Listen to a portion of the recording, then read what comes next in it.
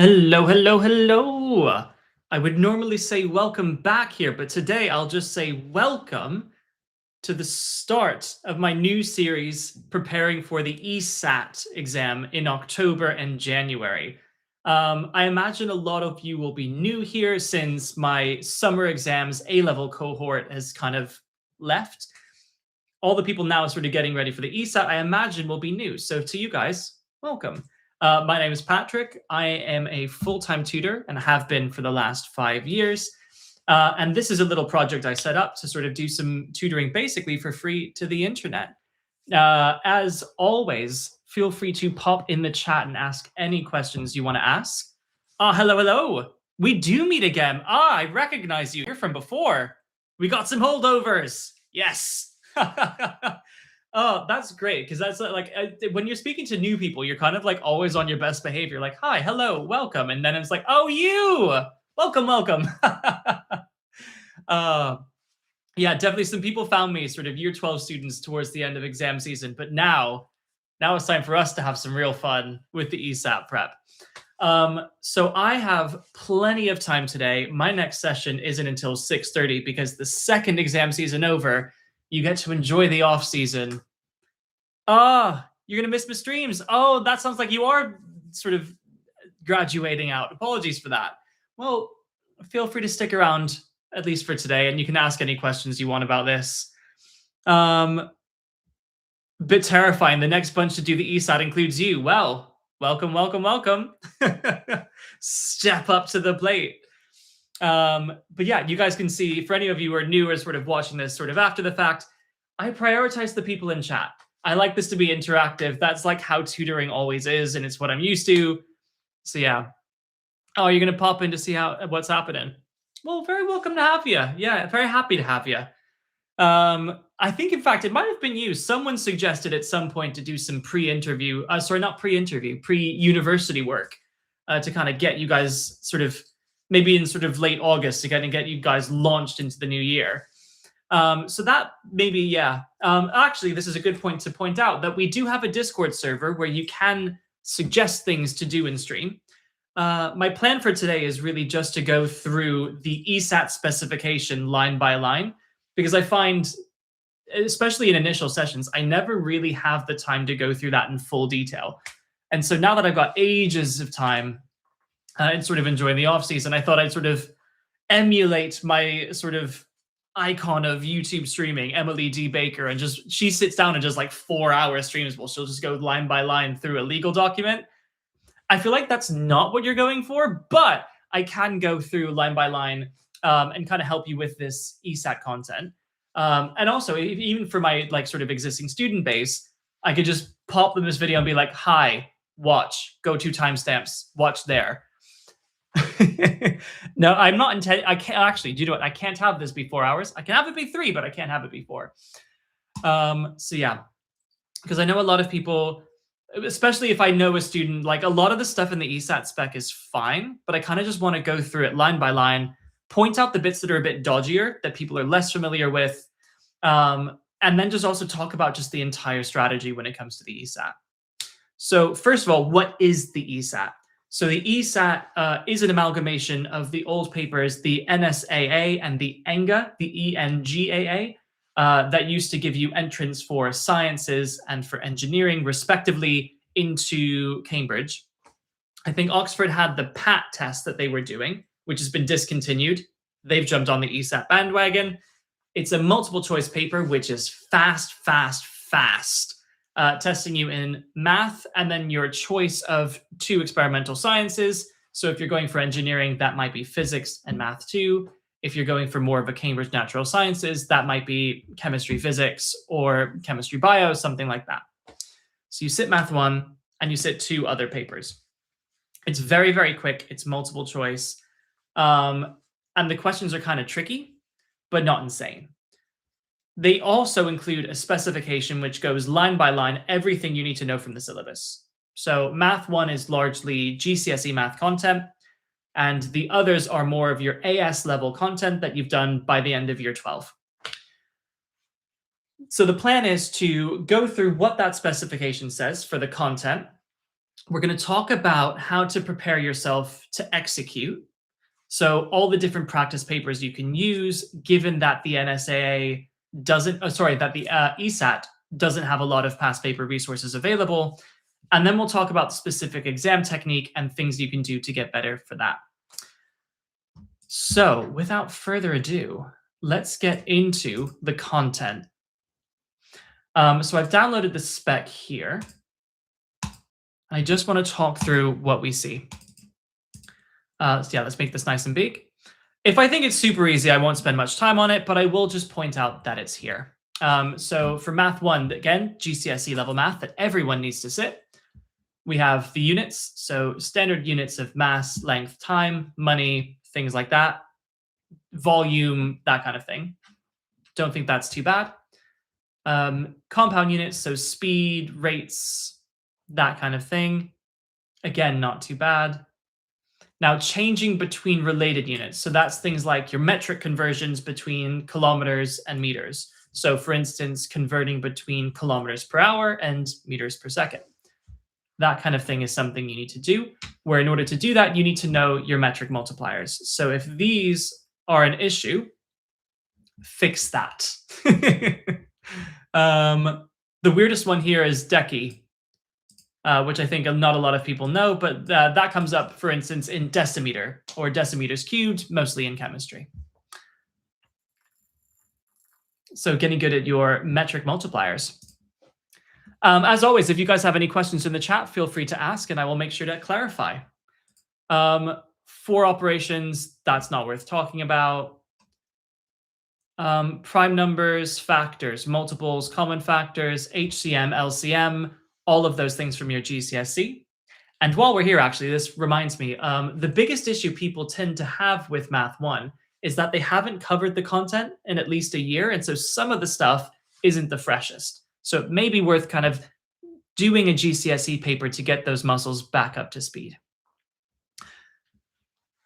Recognize and use relationship between operations, including inverse operations. Use cancellation to simplify calculations and expressions, which is all fairly standard math. Understand and use the convention for priority of operations, including brackets, powers, roots, and reciprocals. So that's order of operations stuff, which is easier than you think to get wrong. Systematic listing strategies. So if there's m ways of doing one task, for each of these tasks, there are n ways of doing another task, then the total number of ways that the two tasks can be done in order is m times n. So what does that mean?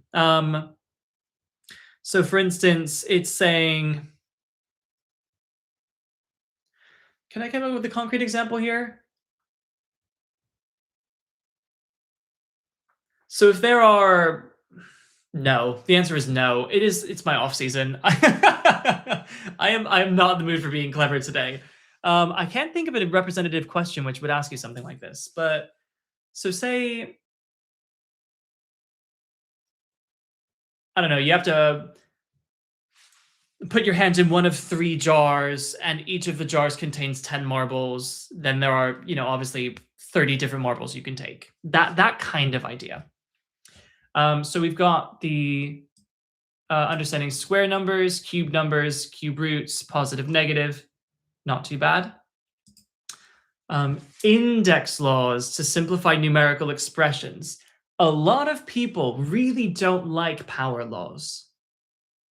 So it may be worth revising those in case you don't like those so much. A quick reminder. Let's do blue. So a quick reminder of your power laws if you don't like them so much. That's things like x to the a times, do I like that? No. Let's do bracket convention. So x to the a times x to the b is equal to x to the a plus b. So when you're multiplying things, you add the powers. Common mistake is when it's not x but a number, a lot of people say, oh, well, 2 to the, so one mistake I would see here is if it was 2 to the x times 2 to the y, people think it's 4 to the xy. Not the case. The base is 2, the base stays 2. That's not correct. The correct answer is 2 to the x, plus y. So just be careful there. Not such a fan of this erasing. So the other one, x to the a all raised to the power of b is equal to x to the ab. We have x to the a over x to the b is equal to x to the a minus b. We have 1 over x to the a is equal to x to the minus a. And we have the 8th root of x is equal to x to the 1 over a. So these fractional and negative indices are the ones that tend to trip people up. Worth revising if you haven't done this in a while or you're not massively confident.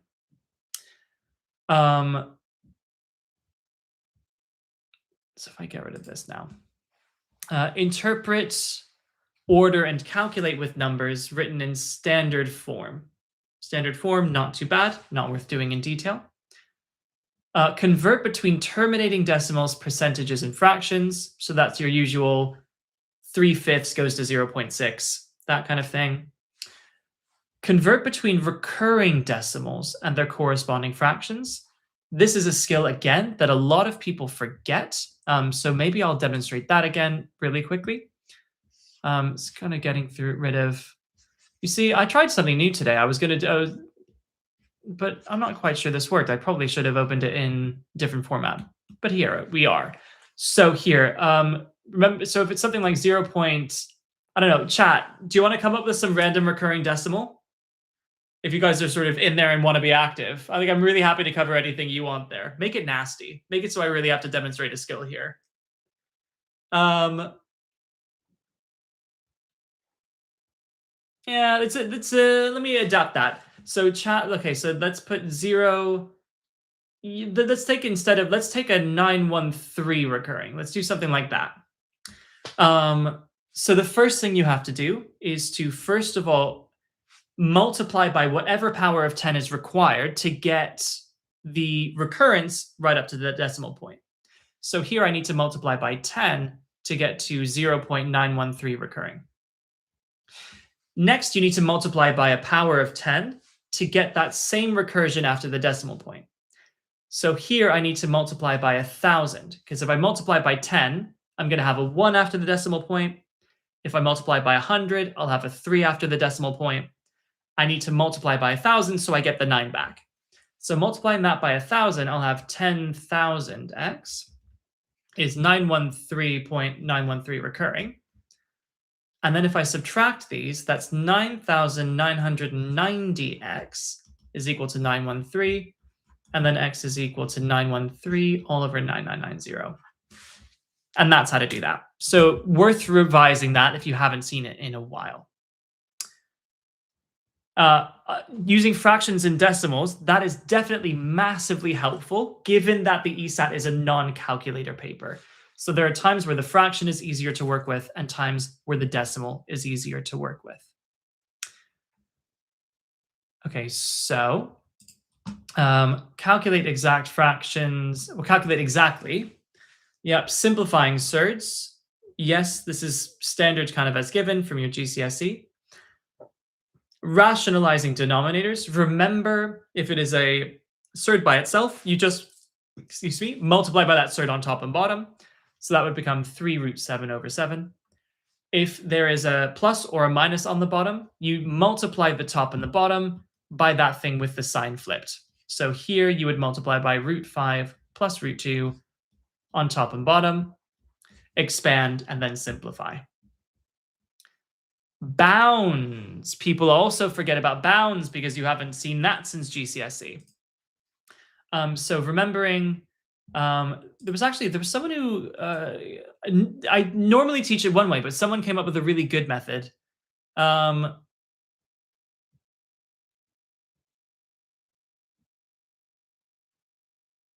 Yes, that was it. So for instance, if you wanted to calculate, again, chat, throw me something you want me to calculate the upper and lower bounds for. Maybe with like I'll just take a random number from you guys. And again, I shall filibuster while waiting for that to come through.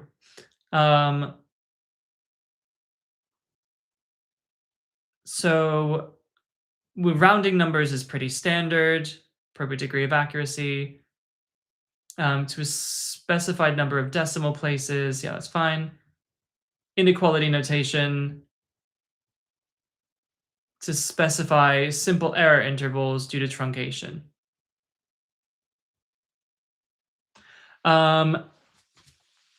Approximation to produce estimates. So yeah, let's spend a little bit of time talking about this.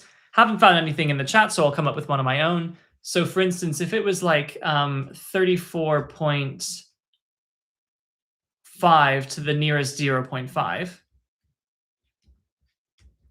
a top tip that a student recommended here is take this thing, you add it on.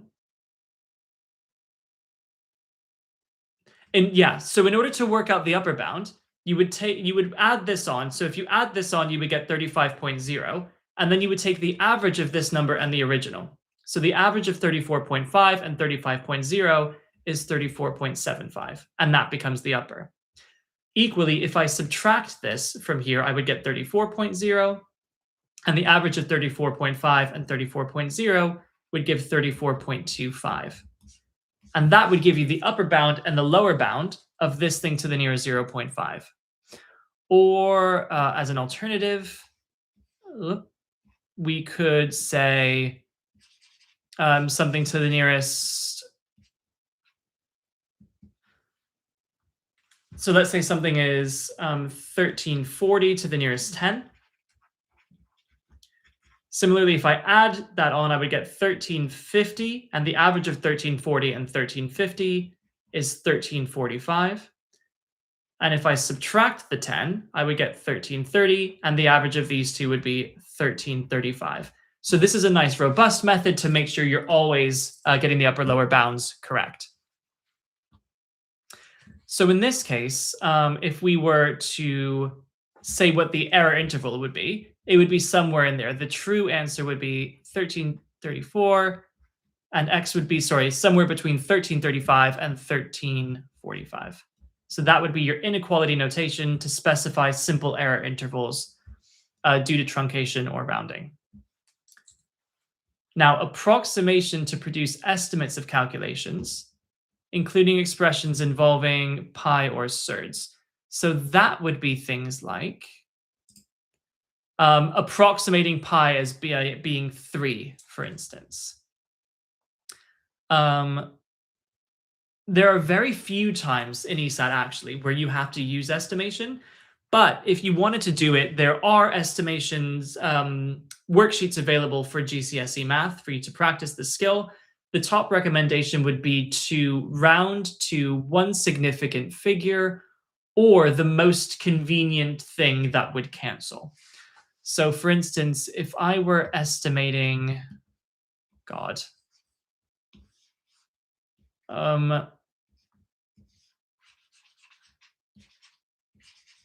okay, now let's talk about this. So if I were estimating 13.4 all over 1.25, for instance, there's a couple of ways of doing this. I could either just round top and bottom to one significant figure and call that 10 over 1, which is 10. Or it might be more convenient to round instead to two significant figures here, because it would be 13 on the top and it would be 1.3 on the bottom, which again would be equal to 10. Alternatively, you could recognize that you're dividing by a clean number, 1.25, which is the same as dividing by 5 over 4, which would be 13.4 times 4 over 5.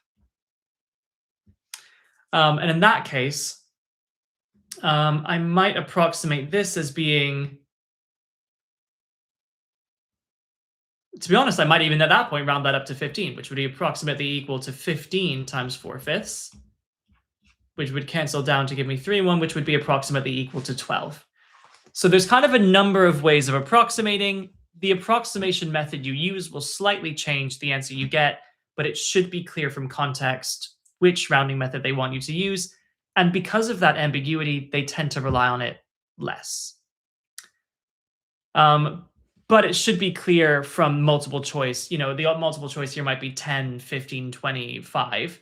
So even if you got 10 or 12, it was clear from the 12 it's nearer to the 10. So you would go for that. Okay, so scale factors, scale diagrams, and maps. I don't think I've ever seen a map on an ESAT.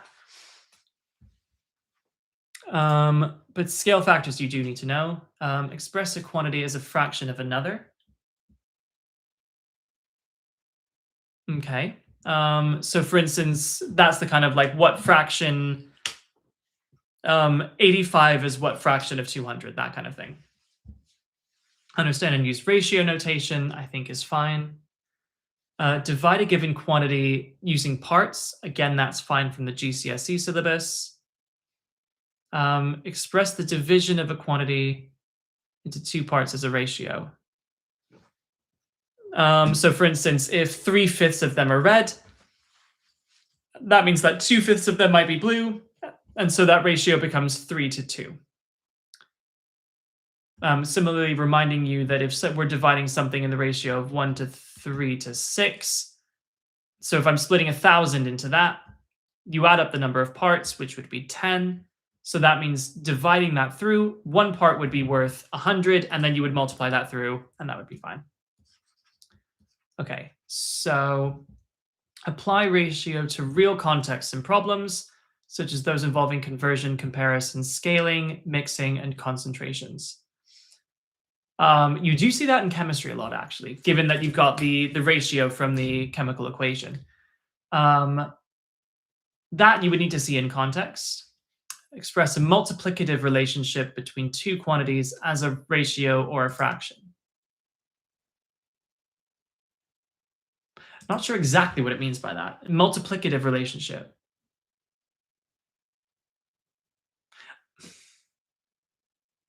I suppose that's best seen in context. Understand and use proportion relates ratios to fractions and to linear functions. That's fine. So proportion, that might be your classic proportionality question. If x is proportional to 1 over the square root of y, for instance, then x equals k over root y, and you can plug in your values of x and y to work out your value of k, and then use that to work out values in other contexts. Or, if you're familiar with this from the physics, it might be easier to say, to rearrange to make the constant the subject. So in this case, x root y would equal a constant, which would mean that x1 root y1 would equal x2 root y2. And this is a method you can use to bypass working out the constant of proportionality, which is super helpful for saving time in this paper. Work with fractions in ratio problems, fine. Define percentage as number of parts per 100, fine. Interpret percentages and percentage changes as a fraction or a decimal and interpret these multiplicatively.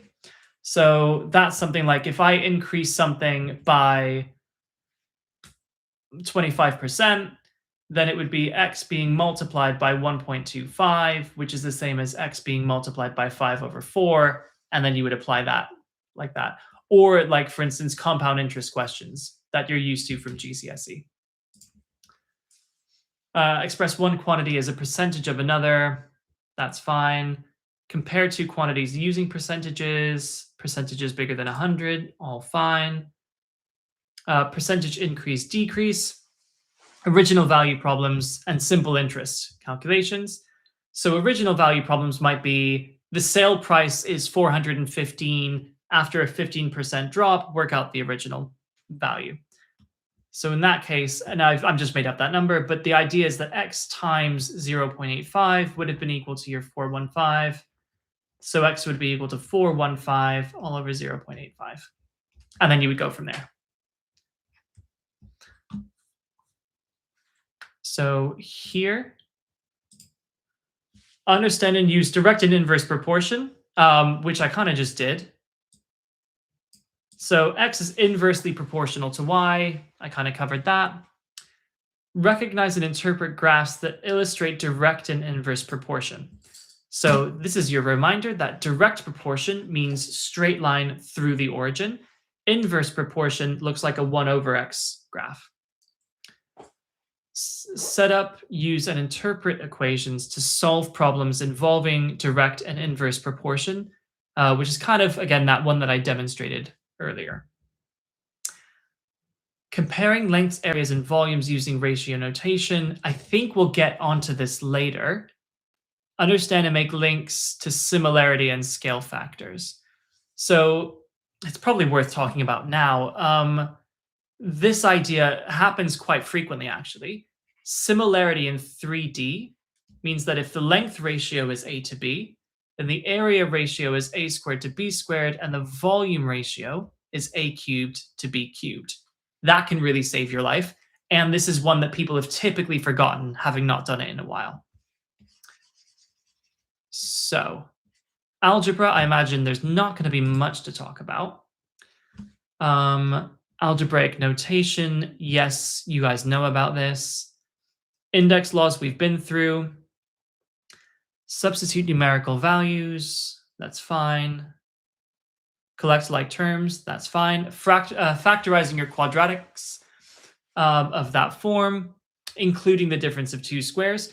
Don't forget about your difference of two squares. That's actually one that, again, people tend to forget, even though they really shouldn't. Factorizing quadratics when there's a number in front of the x squared. This is probably a good time for me to go through the method that I like that saves the most time. So for instance, let's say we had a quadratic that was like 6x squared. Oh gosh.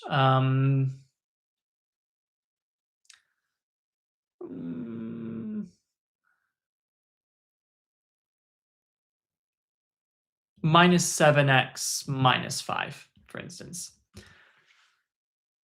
So one way you can think about that is, so a lot of people will know this sort of AC method. Multiplying the 6 by the minus 5 gives you a target number of minus 30.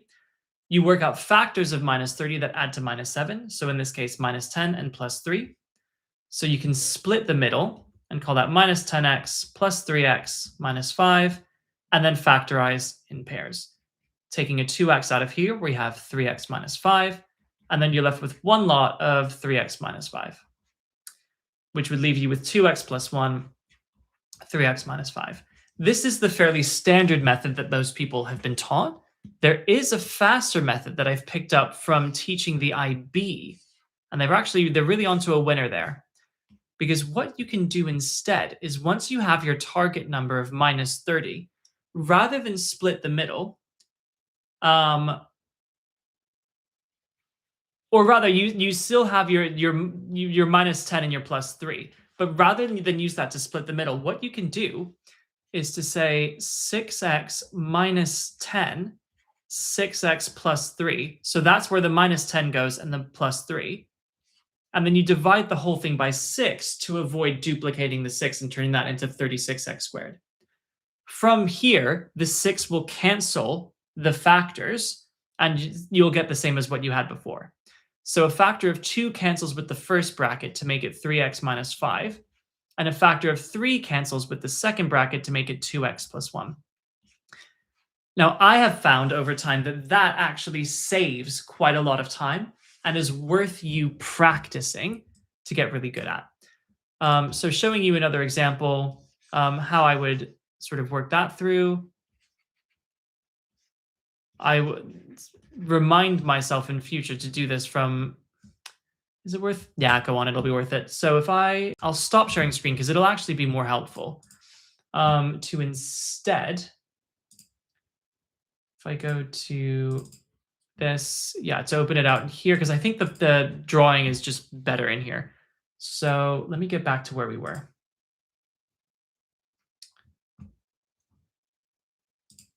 Window, yeah, this one.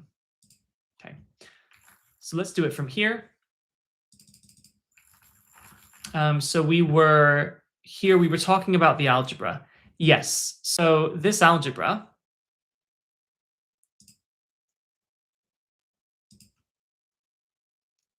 if we come up with a different example, for instance, let me say I don't know, let's do 8x, 4 and 2, or 8 and 1. So 8x, let's call this plus 5, so that would give you 40, and let's say I wanted to break it out into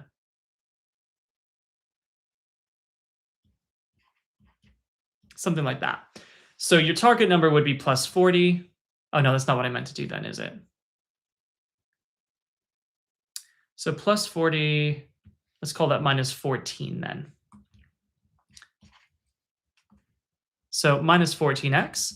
So your there for your factors that you're looking for are minus 10 minus 4, which would multiply to the 40 and add to the minus 14. I would say 8x minus 10, 8x minus 4, all over 8.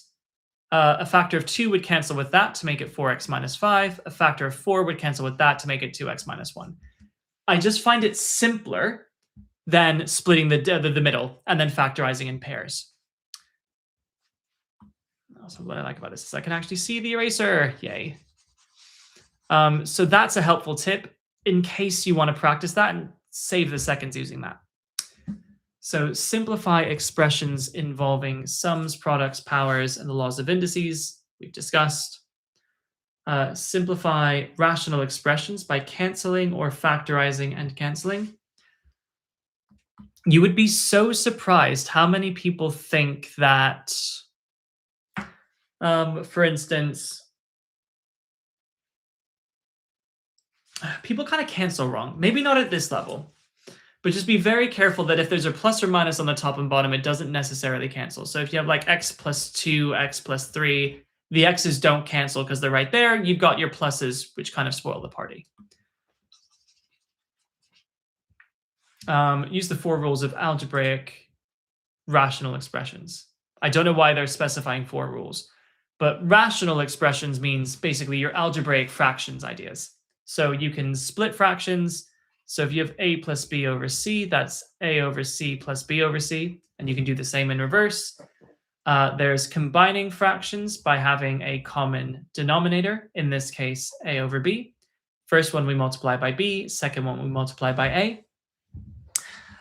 You can do that for, you can also think about how to multiply fractions, where you multiply the tops, multiply the bottoms, and you can think about dividing fractions, which is your keep, change, flip, in the same way it is with the numbers. Rearranging formula to change the subject. So, yep, changing the subject of the formula, super, super important. Remember, your rule is to get everything on one line, then all the x's on one side, everything else to the other, factorize, divide. So for instance, if we have a is equal to b into x plus 1 all over x plus 2, I'm going to multiply the x plus 2 to the other side, giving me ax plus 2a is equal to bx plus b. You then bring all the x's to one side, so ax minus bx is equal to b minus 2a. Factorize out the x, and getting your a minus b, and then divide through. So x is equal to b minus 2a all over a minus b. Just reminding yourself how that works. Understand the difference between an equation and an identity. So an equation happens to be true for a specific value that you find. An identity is always true. So it is always true that a minus b times a plus b is equal to a squared minus b squared. That is always true, so that gets to be an identity. Saying that x squared minus 2x plus 1 equals 0 is only true for a specific value of x that you get to find. Okay. Argue mathematically to show that algebraic expressions are equivalent. That's just solving, really. Working with coordinates in all 4 quadrants. Remind yourself that that's quadrant 1, 2, 3, and 4, in case they ask about specific quadrants. Identify and interpret gradients and intercepts of linear functions graphically and algebraically. So that's if you get it into the form y equals mx plus c, then the coefficient of the x becomes your gradient, c is your intercept, and reminder that a good way of interpreting what a gradient is on a graph in particular is for every one you go across in x, how far up do you go in y? That allows you to spot instantly from a graph what the gradient is. So identify pairs of parallel lines. That means they have the same gradient. Identify pairs of perpendicular lines. That means remind yourself as well that perpendicular is the negative reciprocal gradient. Or in other words, the gradient times its perpendicular gradient would equal -1. And so by looking at the gradients of two lines, you can sort of apply these tests and find which ones are perpendicular. Find the equation of a line going through two given points, or through one point with a given gradient. That should be fairly standard. Between the two given points, you would first need to calculate the gradient. From gradient is change in y over change in x. And from there, you would do the same thing as one point with a given gradient, apply it to y equals mx plus c, and solve for c. Or alternatively, if you are doing A-level math, you understand the formula y minus y1 equals m into x minus x1. And I do recommend this as a faster method. I know a lot of you have not updated this since GCSE and have stuck with the y equals mx plus c. But if this is in your arsenal, I implore you to start using it and getting comfortable with it because it does save you valuable seconds in this paper. So here, identify and interpret roots, intercepts, and turning points of quadratic functions graphically, deduce roots algebraically, and turning points by completing the square. Completing the square, very important. Remind yourself how to do it when there's a number in front of the x squared. So for instance, 2x squared minus 6x plus 7. You first take the 2 out, and in a square brackets, we then have we have x squared minus 3x plus 7, where you then complete the square inside the bracket, x minus 3 over 2 squared minus 9 over 4 plus 7, and then multiply the 2 back in. You would be so surprised how many people forget to multiply the 2 back in. So now we have plus 14 minus 9 becomes plus 5 over 2.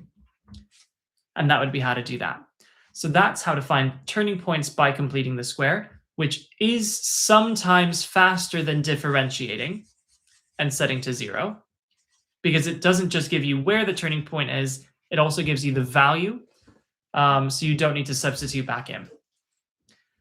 Deducing roots algebraically, either by factorizing or using your quadratic formula. This is your reminder, you do not get given a formula book for your ESAT. You need to know all your formulas, including the geometric ones. Things like the volumes of a prism, sphere, cone, cylinder, that kind of thing. Okay. Sketching linear, sketching quadratic, sketching simple cubics. So simple cubics might be already factorized for you. The reciprocal function, exponential for positive values of k. Yep. Trig functions. Please know your trig graphs. It is actually surprisingly easy to forget your trig graphs. Remembering you've got your sine, where that's 180 or pi radians, and that's 360. Actually, because this is math 1, it will only be in degrees. So that's your sine. That's your cos. And then your tan is a bit more complicated, but remembering it's got asymptotes wherever the cos graph is equal to 0. So at 90 and at 270, and yes, my 7s look like 2s, that's when you're going to get these vertical asymptotes. So just be very familiar with your trig graphs, please, and thank you. So now, interpret graphs, including reciprocal graphs and exponential graphs, and graphs of non-standard functions in real contexts to find approximate solutions to problems, such as simple kinematic problems involving distance, speed, and acceleration.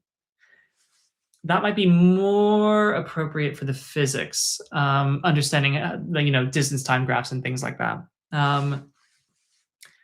Calculate or estimate gradients of graphs and areas under graphs, and interpret the results in cases such as distance time graphs, speed time graphs. Maybe we do need to go through this. So an important thing to know is that the gradient of a distance time graph is equal to speed. The area under a speed time graph is equal to displacement. The gradient of a speed time graph is equal to acceleration. Both simple equations, including simultaneous equations involving two unknowns, including one linear and one quadratic. Remind yourself, by the way, that simultaneous equations, the solutions of simultaneous equations, give you the coordinates of the points of intersections of the two graphs. Yep. Translate simple situations or procedures into algebraic expressions or formulae. Derive an equation, solve an equation. This is fine. Quadratic equation, you at least you better know. If you don't know, get to know. By the way, a really common ESAT question is, or maybe it's TMUA. No, it is ESAT. Is to work out the distance between the roots. So remind yourself here that because of the symmetry of the quadratic function, the line of symmetry is at x equals minus b over 2a, and then it's going to go the root over 2a in both directions. So the distance between these two will be the root over 2a plus the root over 2a. So the difference between them is equal to the root of the b squared minus 4ac all over a. And this might be a helpful solution to memorize, or alternatively remember the process for deriving it yourself. But that is a surprisingly common question, I find. Right, so solve linear inequalities. That's fine. Represent the solution set on a number line, which should be fine. Term to term or position to term rules. So that's your nth term stuff. Nth term of quadratic sequences. I'm not sure that comes up anymore, I'm surprised that's there. In theory, let's say I had 2, 6, 11, 17, etc. One way you can do that is get the successive differences of 4, 5, 6, get the difference again, so 1 and 1. This secondary difference, you take a half of that and put it in front of an x squared, rather n squared. I have used bad examples, and for that I apologize. Let me use a better one, because if I double that up, no, it might be ugly. Let's use ugly. So these are your terms. So 1, 2, 3, 4. These are your individual terms, 2, 6, 11, 17. What you can do is you can compare that to a half n squared, which would be a half, 2, 9 over 2, 8. Then what you can do is you can get the difference between un and a half n squared. And in this case, we would get 3 over 2, 4. What's that? That's 22 over 2 minus that would be 13 over 2, and then 9. So it looks like we're going up 2.5 each time.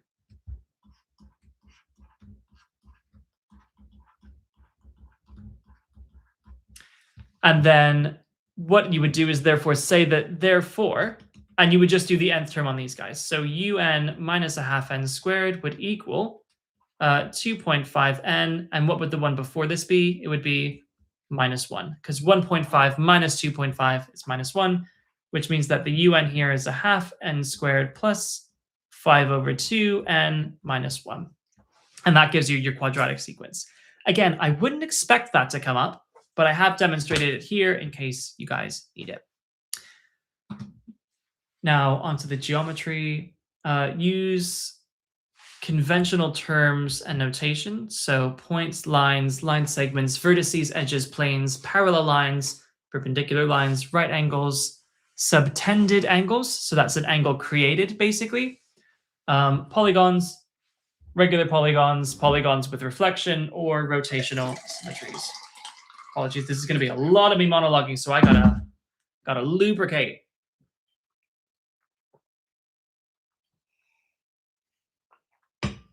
I do not understand how people just monologue for 3 hours and don't die. So, conventional terms, these are fine. Recall and use the properties of angles at a point, angles on a straight line, which add to 180. Angles around a point add to 360. Perpendicular lines are at right angles. Opposite vertices, opposite angles at a vertex. I think that means sort of angles in parallel lines. Remember, your x angles are vertically opposite are equal. Your f angles are corresponding and are equal. Your z angles are alternate and are equal. Your co-interior c angles add up to 180. Remind yourself about, and this does show up, the interior angles, the exterior angles of polygons. That is a GCSE exclusive skill you might have forgotten about. My advice is to go from the exterior angle, which is 360 over n. From there, the interior angle is 180 minus that. And the sum of the interior angles is equal to 180 into n minus 2. Most of the time, people would go get the sum and then divide by n. I actually think to find the interior angle, it's much easier to go through the exterior angle, especially in a non-calculator paper where working out the sum and then dividing down might be really complicated. For instance, if it's a 20-sided shape, working out the sum of the interior angles is quite complicated, but working out the exterior angle, it's just 18 degrees. So it's much simpler. Hello, this video just randomly appeared. Welcome, random person. We're going through the ESAT spec. Very helpful if you or anyone you know is going for engineering or natural sciences at Cambridge, Imperial. Is UCL doing it? I don't even know if UCL is doing it, but hi, welcome. Oh, you're from India. Do you know what? So many of my students are like sort of from India or sort of like have Indian descent from like around the world. Yeah, people from India are very into educational YouTube. So apologies if you're not applying to a UK university for a STEM subject. This may not be super relevant to you, but I've got a bunch of different stuff if you're doing IB or A-level, which you might want to peruse. So here, derive and apply properties and definitions. Okay, let's have a conversation about quadrilaterals. So many people forget about this. So squares. What do we know about squares? Opposite sides, all four sides are equal. All four angles are 90 degrees. Opposite sides are parallel. Another important property is that the diagonals are perpendicular bisectors and are equal to each other.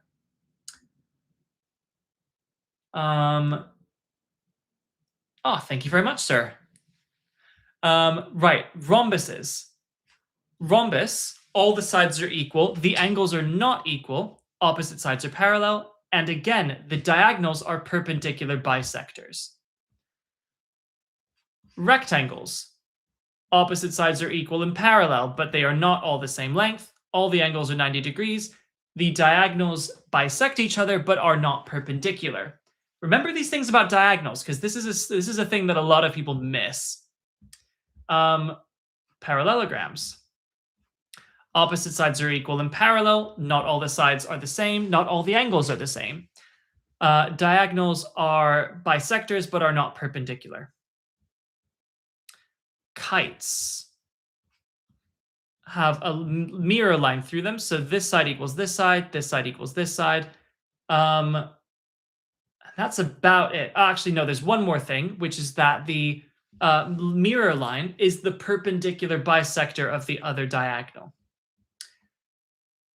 What else is important? Trapezium. The only thing you know about trapezium is that one opposite pair is parallel but not the same length. The angles can be whatever. That kind of thing. We don't know anything about the diagonals. It's just the jankiest one, and we don't like it. Okay, so various types of triangle. So I think that's just things like scaling, knowing that isosceles means that two sides are the same. Equilateral means that all three sides are the same. The basic congruence, again, this is one a lot of people will have forgotten, not having done it since GCSE. So these are your methods of knowing whether two things are congruent. So either all three sides are the same length, two sides are the same length and one angle in the same, two angles are the same, which guarantees the third angle, and then one of the sides is the same length, which guarantees that they're just the same size as well. Or you could have a right angle with the hypotenuse in one of the sides. So also bear in mind, similar triangles have different side lengths, but all the same angles. Properties of quadrilaterals identify, describe, and construct congruent and similar shapes, including on coordinate axes, by considering rotation, reflection, translation, and enlargement. That, I would say, refresh yourself from GCSE. Again, that's one people tend to forget if they haven't seen it in a while. Changes in invariance achieved by combinations of rotations, reflections, and translations. That's kind of just do what you're told. Describe translations as 2D vectors is fine. Pythagoras, fine. Remind yourself that a chord is any line in a circle that is not a radius or a diameter. So that it would be a chord. Diameter obviously goes through the center, circumference, tangent. Arc, it would be the curved length. So that would be an arc. A sector would be the full sort of pizza slice. And the segment would be the crust of the pizza slice, effectively. Minor arc and major arc. So in this case, the minor arc is the one going on the outside. The major arc is the long one. It's going all the way around. Okay. So apply standard circle theorems. The most important one is that the tangent and radius meet at 90 degrees. So number E is by far the most important.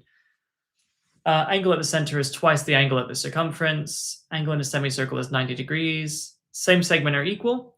Your context clue there is the classic bow tie. So if you see a bow tie shape anywhere in a circle, then you know that angle equals that angle, and this angle equals this angle. Angle between tangent and chord, that's the alternate segment theorem. So alternate segment theorem, and by the way, please revise your circle theorems, but alternate segment theorem says that the angle between a chord and a tangent on one side equals the angle the chord makes with the circumference on the other. So those two angles would be the same. I've obviously not drawn this very accurately, but they theoretically should be the same. And the opposite angles of cyclic quadrilaterals add up to 180 degrees. Solve geometrical problems on 2D things, know what these things mean. I think these are fine. Interpret plans, elevations. This is something people have not seen in a while. So this is things like what it looks like from the top, the front, and the side. Maps and scale drawings, not that common. Bearings, a little more common. Remember, if it's A from B, then that means you start with B, that's where the north arrow is, and you go clockwise around to get to A, and that is your bearing.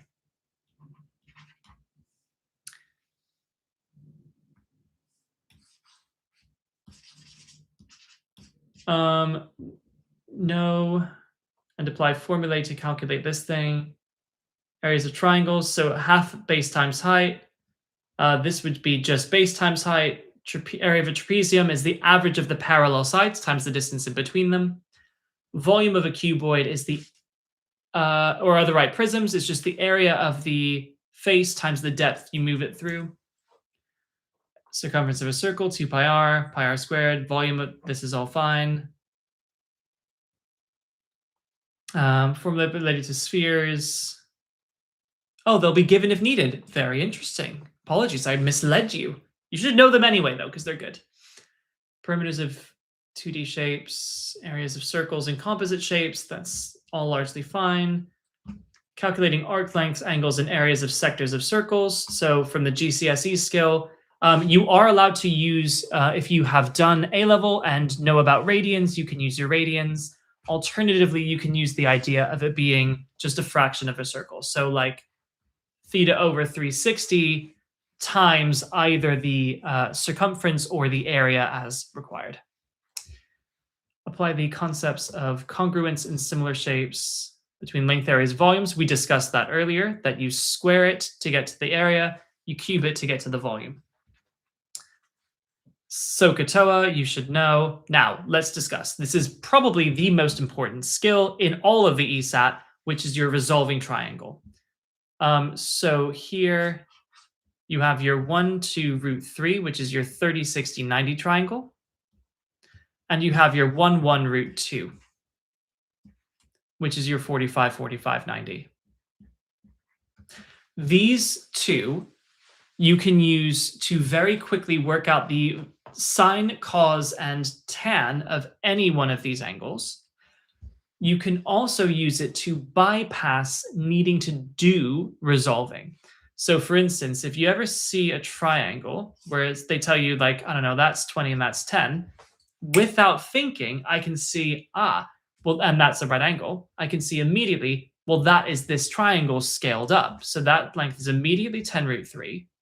That becomes 60 degrees. That becomes 30 degrees. And I can do all of this without thinking. I don't need to work out, oh, cos theta equals 10 over 20, which is a half, and cos of 60 is a half, so that becomes 60, and this becomes sine. You don't have to do any of that. You can just plop it in, knowing that special resolving triangle. By far the most important time-saving skill in the whole of the ESAT. Addition and subtraction of vectors, multiplication of vectors by a scalar, which is how you know they're parallel. Vectors to construct geometric arguments and proofs. So that might be a bit of revision from the GCSE as well. Stats, can interpret and construct tables, charts, and diagrams. So two-way tables is, for instance, if you are rolling 2 dice, and then you want to get the outcomes from that. Bar charts, pie charts, they just don't show up, really. Ungrouped, discrete, these things are rare, I'm not going to lie. Okay. Interpret and construct diagrams for grouped, discrete data and continuous data. Histograms, they're not going to get you to draw a histogram in 90 seconds. They're just not. Frequency density, though, I suppose in theory they could give you a histogram and get you to interpret it, where the y-axis would be frequency density, which is frequency over class width for each bar given in the chart. Mean, median, mode, and range are much more common. Revise those in your own time from the GCSE. Modal class, estimates of the range, median, and mean for group data. Understand why these are estimates, because you assume that it's uniformly distributed within a region, but you don't know whether that's actually true. It's an assumption.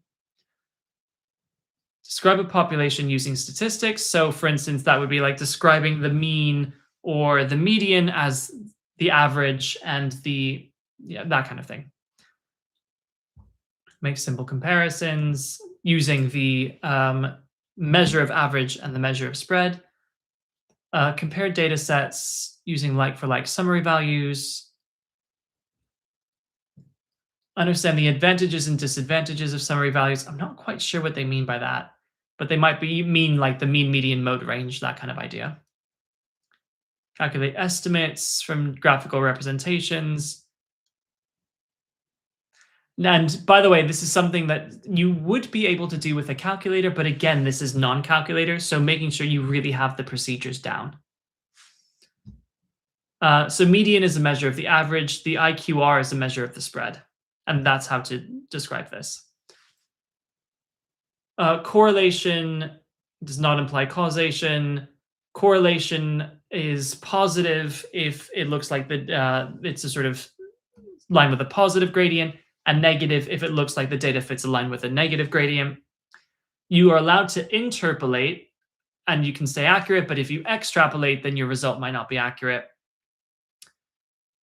Probability, analyze the frequency of outcomes of probability experiments. Don't know what that means. Frequency of outcomes.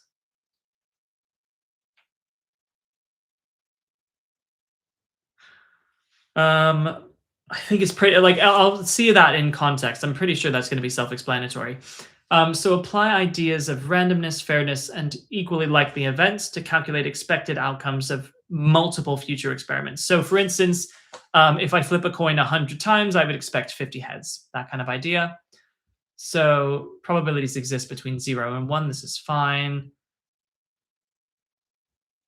Some of the probabilities is 1.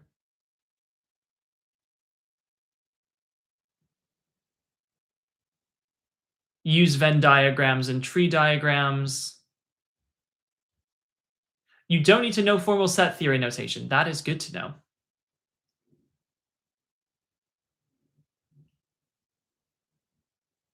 No, you add probabilities when it's an or, you multiply probabilities when it's an and. So conditional probabilities, for instance, without replacement, that the probabilities after it will be affected by what came before.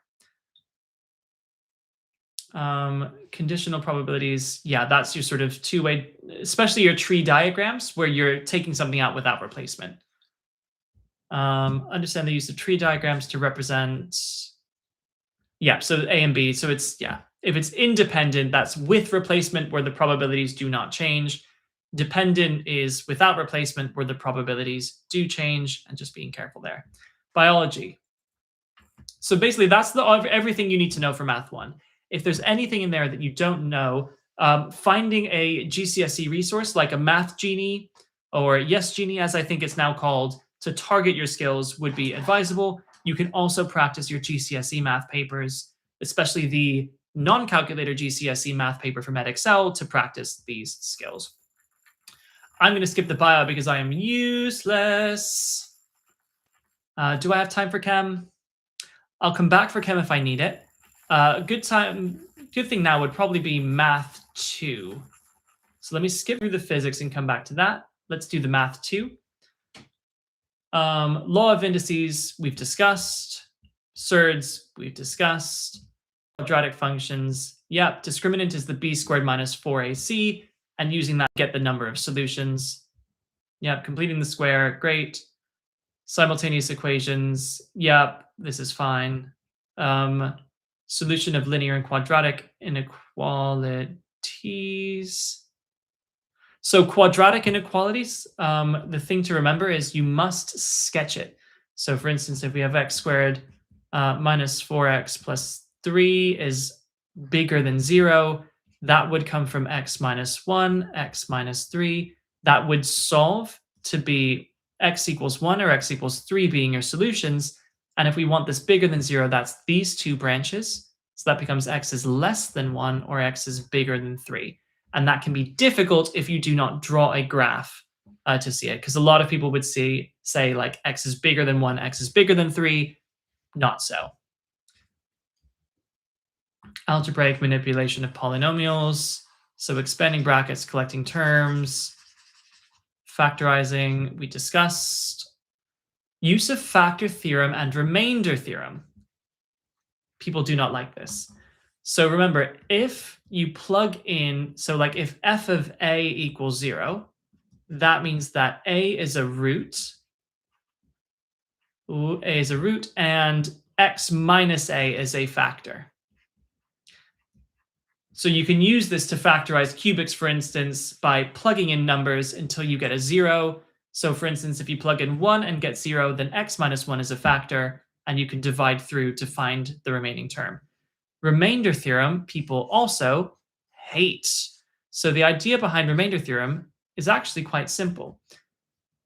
If you want to find the remainder when dividing by a number a, you just plug that number a into the function, and whatever number you get, that is the remainder. So for instance, if you plug a number in and get 0, it means there is no remainder, it divides perfectly, and you found a factor. So it's not too bad. A function has to be, it can be many to one, it can be one to one, but it cannot be a one to many. So in order to be a function, it has to be defined for all x in the domain, and it cannot be, and each value of x must have a single defined value of y. This is important. The root x is always the positive square root. So for instance, if you see root 4, that is only equal to 2, which is why if you have x squared equals 4, then x is equal to plus minus root 2. The root 2 itself is always positive. We put the plus minus in front to indicate we can have the negative of that as well. But if you have the square root by itself, that is always the positive number. And the modulus function just gives you the size of the thing. So the modulus of minus 5 is just equal to 5. It's just the number. So sequences, yep, this is fine. Arithmetic series, remembering that it's all about finding a and d. You need to know the sum of the first, so you need to know this. This is not given, that the sum of the n is n over 2 into 2a plus n minus 1d. You also need to know how to find a term. So the term is just a plus n minus 1d. You need to know the similar formulas for geometric series, that the sum of a finite geometric series is equal to a into 1 minus r to the n all over 1 minus r. And the sum of an infinite series is just a over 1 minus r, when the modulus of r is less than 1.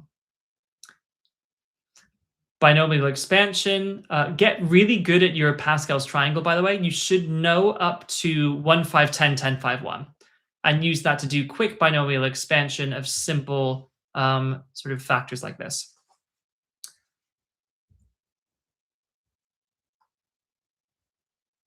Coordinate geometry, yep, both forms of the straight line, which you can rearrange to find the gradient as given. Equation of a circle from both forms, understanding that if you are given b, the way you do that is by completing the square on x and y separately. Oh, last year ESAT victim here. If you've got any advice for everyone, feel free to let them know. So I'm doing what I didn't have time to do last year, which is to go line by line through the spec. I think last year I started in October or September, really close to the ESAT, so I just blitzed it and just demonstrated exam technique. But now we're going to do some proper educational stuff. Yeah, like if you have any advice from the ESAT, always welcome to hear it. Because you guys, actually, this is important. You've sat the ESAT. I haven't, not in the new format, not with it sort of down on the computers, like sort of setting where you do it almost like a driving theory test. So yeah, feel free to spread your wisdom. Circle theorems we've done. You'll be honest, you forgot most of it. What do you mean you didn't do well? 5.5 is perfectly fine. That is a very valid attempt. And you shouldn't feel bad about that because the ESAT is a brutal paper. Circle theorems we've discussed. Trig. Now, this is what I always discuss. So sine rule and cosine rule, you have to know. Sine rule, a over sine a equals b over sine b. Cosine rule, yes, you do need to know it. A squared equals b squared plus c squared minus 2bc cos a, which you can rearrange for cos a, or you can know the memorize the form b squared plus c squared minus a squared all over 2bc. That's your cosine rule. area of a triangle is half AB sine C, where C is the angle in between the two sides that you are using in that calculation. Okay. The reason why this is important is mainly for the second point. The sine rule includes an understanding of the ambiguous case. Let me pause for the chat real quick. Okay, so you say, if you can get a whiteboard and pen and practice using that, very valid point, because the, in fact, I'll recap that at the sort of later when we're discussing how to do it in setting. But the idea is that you have it on a computer and you get like a sort of whiteboard, and a sort of pen on the whiteboard. And so as much as possible, practicing it in the same style in which you're going to sit the real thing is a very good idea. Being able to look up at a question and then down at the whiteboard. Yeah, because you're not writing on the paper directly. You're looking up and then looking down. That's a very good point. Okay, great idea, that. But let's discuss this ambiguous case. So the idea here is in certain situations, it is possible that the sine rule can give you two different triangles. So for instance, we can construct two separate triangles which have an angle of, say, let's call that 15. And let's call this 5, and let's call this 7. Well, in both cases, we could consider this opposite angle A, right? And in both cases, sine A over 5 would equal sine 15 over 7. So in both cases, sine A would equal 5/7 of sine 15. Now, obviously, you can't do this without a calculator, but in theory, they can ask you one, but you get two triangles, right? Because you get the A value, which is this acute one, but you also get 180 minus that if it's allowed within the remaining angles in the triangle. So you can get two different triangles out from that. That's why this is ambiguous.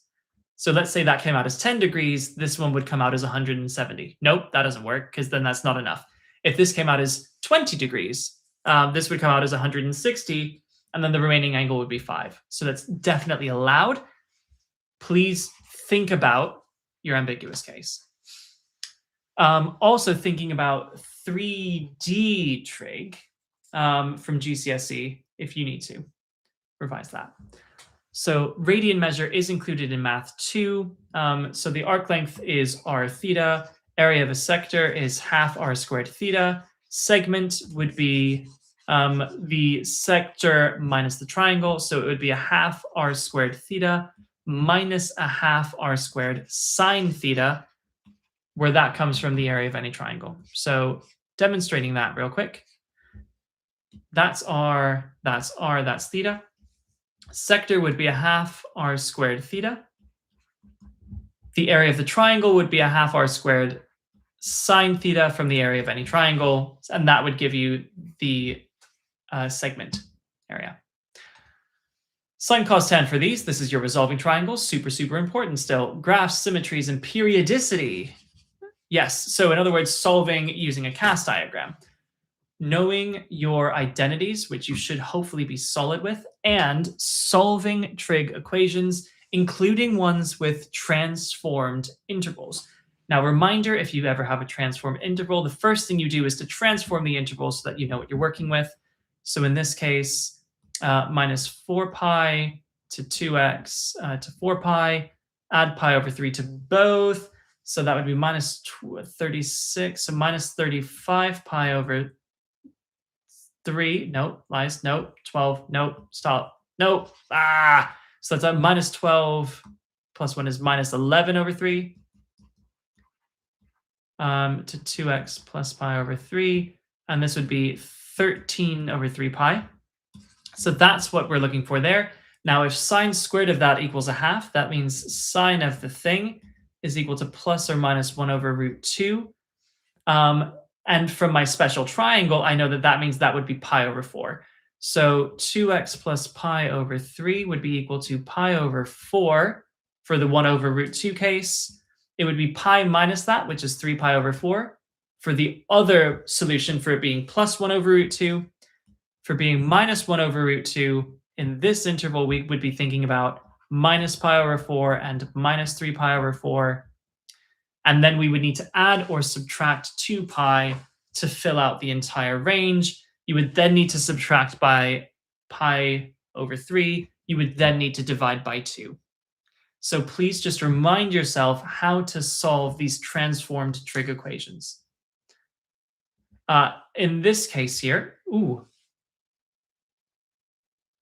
get very, very good. Yeah. Oh, don't worry. I've already spoken about this. Get really, really good at the 3, 4, 5 triangles and the 30, 60, 90 triangles. Yep, your 1, 2, root 3 triangle. I wasn't lying. Take it from someone who went through it last year.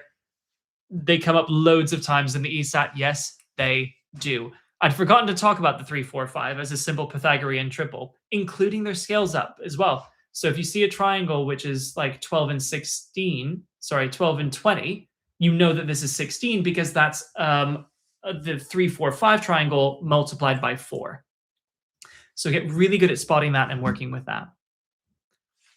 Exponentials and logarithms. We have discussed exponentials, but we have not discussed the log laws. These are enumerated here. So if you multiply the arguments, you add the logs. You divide the arguments, you subtract the logs. Log of x to the k, you take the k out the front. So knowing how to work with your log laws. Also knowing how to deal with your stealth quadratics. So spotting a stealth quadratic. So that would be 5 to the 2x minus 3 lots of 5 to the x plus 2 equals 0. Because this one in front has double the power of the one in the middle, that is a stealth quadratic. And you can work accordingly. Taking the derivative. Now, I do have a student coming up who has not learned differentiation just because of where he is within his school system, where his school has done other things earlier, but they haven't covered differentiation at all. If there are gaps in what your school has covered, then definitely find a way around that. So differentiation, reminding yourself that in order to differentiate, so for instance, if y is equal to 3x cubed plus 4x squared minus x plus 7, in each case, you take the power down the front and subtract the power by 1. So taking the power down, 3 times 3 is 9. X, subtract 1 from the power to give 2. Bring that 2 down. 4 times 2 is 8. Subtract 2 by 1 to give you x to the 1, which is just x. X can be considered x to the 1. Bring the 1 down would be minus 1. And then x to the 1 minus 1, which is 0. So this just becomes minus 1. And the plus 7 would differentiate to nothing. So if that seems unfamiliar to you, take some time to go through slowly and remind yourself how to differentiate. Comment in the chat. There's a cool trick for hidden quadratics when they ask for the sum or product of the difference of roots. You answered in like 20 seconds. We'll try and remember and send it.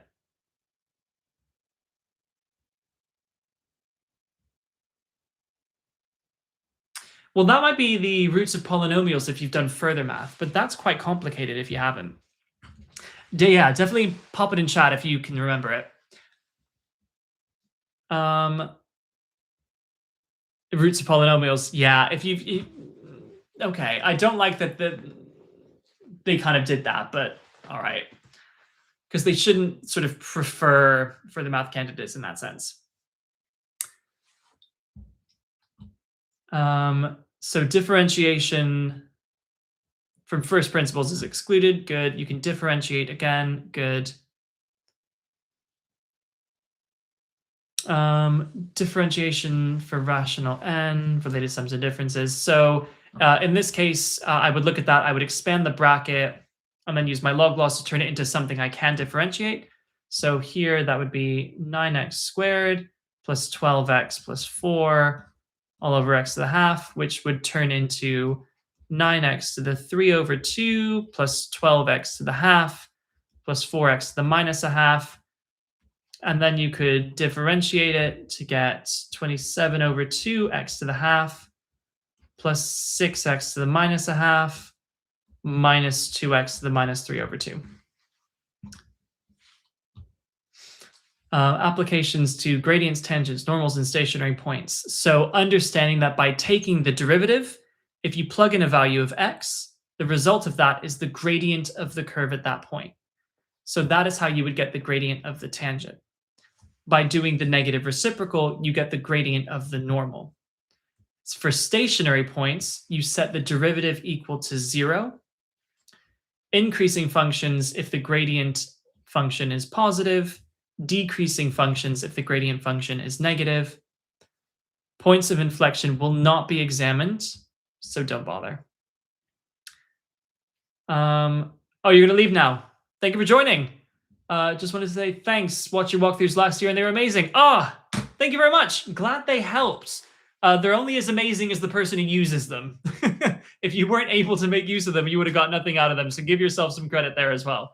In the meantime, I hope your A-level results go well, and I hope you succeed in wherever you manage to get into. So what is your offer? Like, how did you do? Because if you're going for the ESAT, you're no slouch. You're probably going somewhere quite nice. Right, so integration is the opposite of differentiation. So it's raise the power and then divide by the new power. So for instance, here, if we expand that out, that would be the integral of x squared plus 4x plus 4 dx. Raise the power to 3. Divide by that 3 to make a third, x cubed. Raise this power by 2. Divide by 2 to make 2x squared. Raise the power from x to the 0 to make x to the 1. And then you have your plus c. So definitely something to go through if you haven't already covered that. Offer from UCL. Boom. Electrical engineering. You also did the PAT. Well, they've got rid of the PAT now. No, everyone is doing the ESAT. Didn't get the same for Imperial. So you're the last person ever to sit a PAT test. You're a fossil now. Congratulations. Welcome. Cool. So the purpose of differentiating was to find the gradient at a point. The purpose of integration is to find the area between a curve and the x-axis.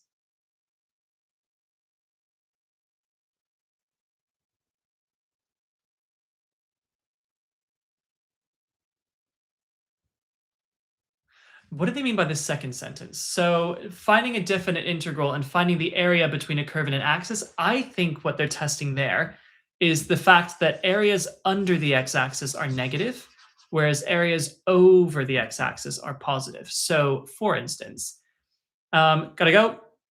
Thank you for popping in, sir. That was good advice. I'll make sure to re-emphasize that at the end.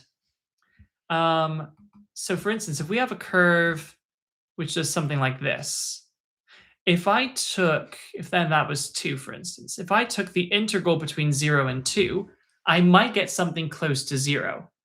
Whereas to find the area, I would need to find the integral between 0 and, let's call that 1, say. And then you would also need to separately find the integral between, well, I'll call that minus the integral between 1 and 2. Because the integral between 1 and 2 would come out negative. So by subtracting it, you would be adding on the size of the area. So these are slightly different things. And I think that's what they mean here by this second sentence. So finding definite and indefinite integrals. Yeah, this is fine. This is fine. This is just how to do definite integration. The opposite of integrating is differentiating. So if you do both, you get back to the original. That's fine. If you add two integrals with the same limits, you just combine the functions in between. That's fine. Let's talk about this second one. If you add, well, that's kind of this idea here. If you add integrals, it's almost like vector addition, where if you add them end to end, you kind of get the overall result. So here going from 4 to 2 and then from 4 to 3 means the same thing as starting at 2 and ending at 3, which is what this all means.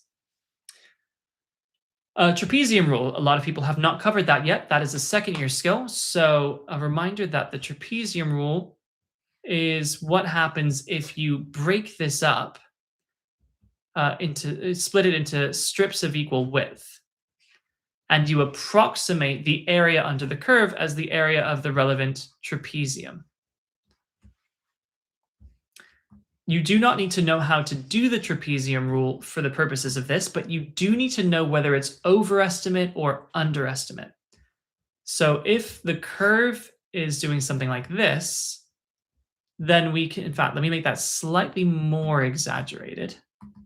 If the curve is doing something like this, and we split it into strips like this, we can see that the trapezium lies above the curve for all the strips.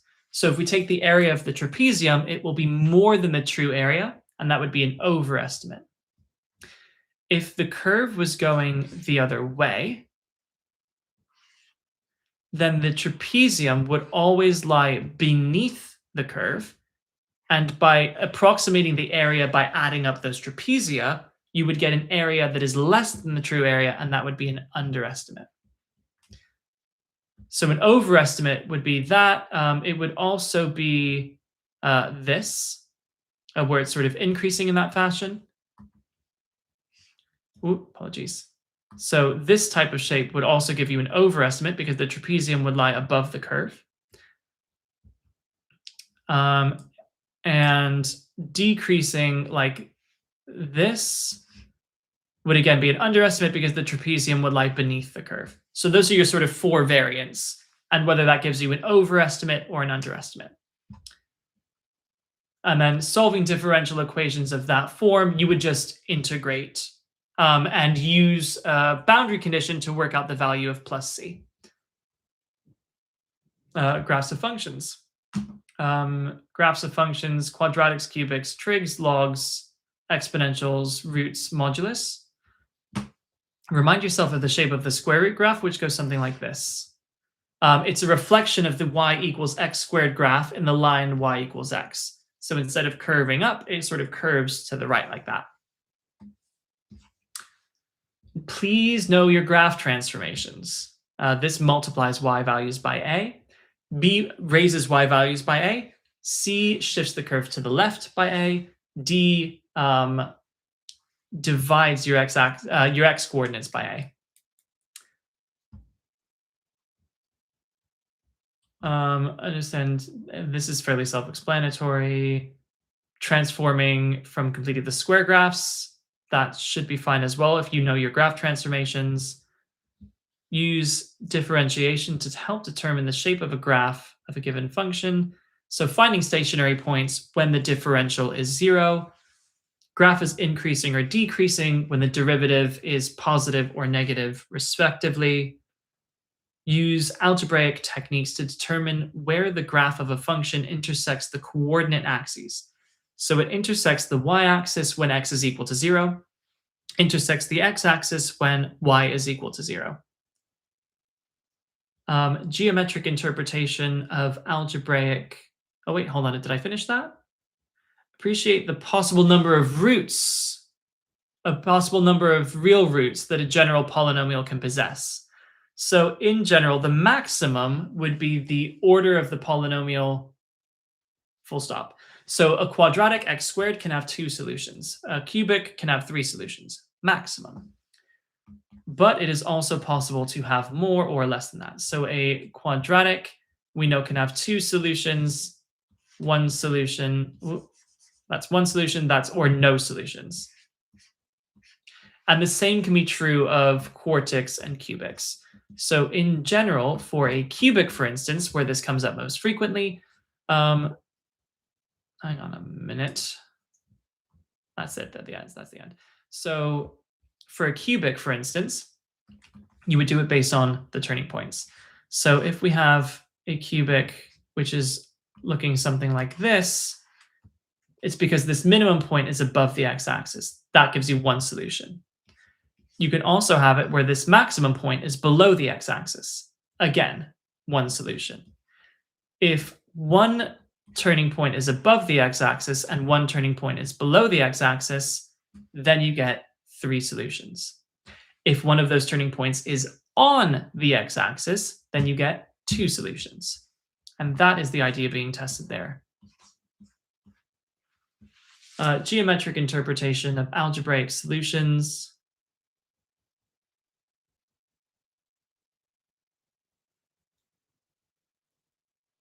Of equations, relationship between the intersections of two graphs and the solutions of the... All right, so that's basically just saying if you want to find the point of intersection of two graphs, you solve them simultaneously. The x and y there are equal to the coordinates of the points of intersection. So that is the Math 2 spec. If you struggle with any of this, what you would be doing are AS math papers, specifically the peer papers, to get those skills up and running again. Let me scroll back and let's go through the physics, and then we can do the chem if we have time, which it looks like we will. So here, physics, electricity. Okay. Insulators can be charged by friction. So when you rub two insulators together, the friction causes the transfer of electrons. Electrons are negative, so if you gain electrons, you become negative. If you lose electrons, you become positive. Like charges repel, unlike attract, that's fine. This is actually largely GCSE level stuff so far. Electrostatics, role of earthing. If you don't, charge can build up. Charge can then be discharged through a spark, which can explode things, which is bad, and that's science. Electric circuits. So know your components. AC changes direction continually, whereas direct current is always going in one direction. Difference between conductors and insulators. So metals are conductors and have free electrons. Insulators are things like plastics, which have no free electrons. You do not get a formula book, so you have to know that current is charge over time. Use of voltmeter and ammeter, including how to connect them. So voltmeters connected in parallel across the component you're trying to measure. Ammeters connected in series with the component you're trying to measure. Resistance is voltage over current. IV characteristics. So for a fixed resistor, that is Ohm's law, V equals IR. For a filament lamp, I want to be careful. I'm normally used to the IV graph, which would be a slightly S-shaped. For a filament lamp, the reason for this is as the voltage and current go up, the temperature goes up. As the temperature goes up, the metal ions vibrate more in the lattice they occupy, which creates more resistance to the flow of electrons. The electrons collide with those ions more frequently and kind of the ions get in the way more. And so that increases the resistance, which then changes the gradient of the graph.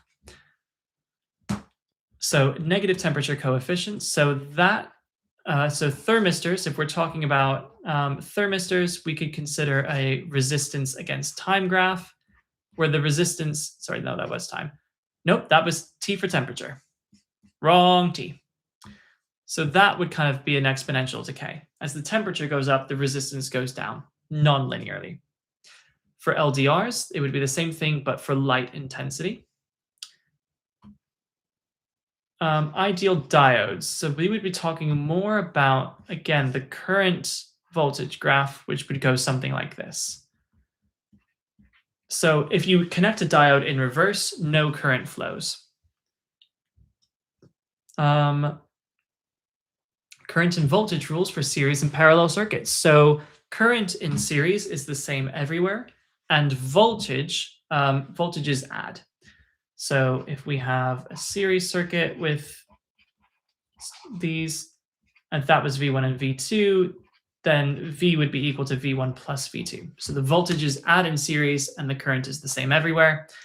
If we had those instead in parallel, then what would happen is voltage would be the same everywhere. That would be V, that would be V, that would be V.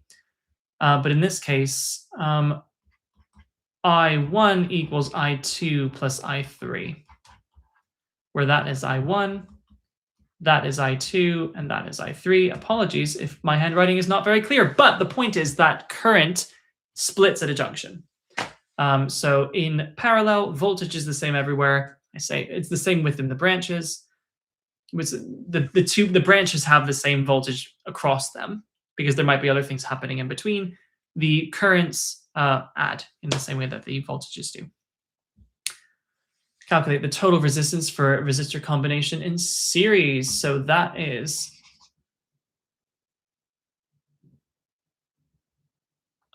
so you don't need to calculate it for parallel. So resistances in series just add together. So you just add them together. The resistance would be R1 plus R2. You need to understand that if you add something in parallel, it decreases. It will be less than any individual resistor. So if I have in parallel, if that's a 1 ohm and that's a 100 ohm, then the equivalent resistance would be less than 1. So it decreases the overall resistance. Definition of voltage is energy per unit charge carried in the circuit. P equals IV or I squared R. P equals I squared R is especially helpful to calculate the power of a heating circuit, for instance, if you want to calculate the heat loss in a transmission cable. Energy is power times time, so it's VIT. Now, these look easy. These you really want to practice because these are much harder in practice using all of the different sort of like circuit laws. Magnetism. Use North Pole, South Pole attraction repulsion. That's fine. Magnetic field pattern around a bar magnet should be fine from GCSE. A soft magnetic material is easy to magnetize and easy to unmagnetize or demagnetize. And a hard magnetic material is more of your permanent magnet. Once you give it its magnetism, it's very difficult to lose it or change it. Induced magnetism. So this is the one where you hold a magnet to a paperclip, for instance. So if you have a magnet and you have a paperclip, then that paperclip can have another paperclip attached to it because this original paperclip has now been magnetized. So it can magnetize something else with its magnetic field. You need to know that electric currents create magnetic fields around them using the right-hand grip rule. It creates a magnetic field that is perpendicular to the flow of the current. Because of this, if you have current moving in a coil, this creates an electromagnet, which you can turn on and off. Magnetic field patterns around current carrying wires for straight wires and coils. Okay, so here if we have current moving upwards, the magnetic field acts around it in this direction using the right-hand grip rule, where your thumb points in the direction of the current, your fingers wrap around in the direction of the induced magnetic field. For solenoids, it creates a sort of magnet, sort of. So, oh, no. So for a coil, if it was doing that, it's kind of hard to, you can't really see it in your mind's eye. But this creates sort of big magnetic field around it. And the direction would depend on the direction of the current. Permanent magnets and electromagnets can be turned on and off. So know and understand the factors affecting the magnetic field strength around a wire. That would be the size of the current. For a single carrying wire, it would just be the size of the current. We'll talk more about the motor effect, though, where we consider other factors. So the motor effect, when you have current moving in a conductor, that creates a magnetic field. If there is an external magnetic field, those two magnetic fields interact, creating a force which can cause movement. That is the motor effect. The direction of the force is given by Fleming's left-hand rule, where the thumb gives the motion or force. So some people remember FBI, where F stands for force, B stands for magnetic field, which is the direction of the magnetic field, and I stands for the current, which is your middle finger. So if you line up the directions of your current and your magnetic field, you can find the direction of the force that creates. So know the factors affecting the magnitude of a force on a wire. So that would be to increase the force on the wire, you could increase the strength of the magnetic field, you could increase the size of the current, or you could, so strength of the magnetic field, size of the current, or the number of turns in the coil. And what we get, that's the qualitative understanding. This one here is new, and a lot of people do not like this and have not covered it by this point in the year. But think about what we just said. The force increases with the strength of the magnetic field, which is B, with the current, which is L, and with the number of turns, so the length of wire in the magnetic field. And this just gives a quantitative equation for you to calculate the exact size of the force given known quantities for the magnetic field, the current, and the length of wire in the field. So worth holding on to this one. Know and understand the construction and operation of a DC motor. So a DC motor, that would be, again, that kind of affecting the magnitude of the force. That's just, to be honest, that's just motor effect. Understand applications of electromagnets.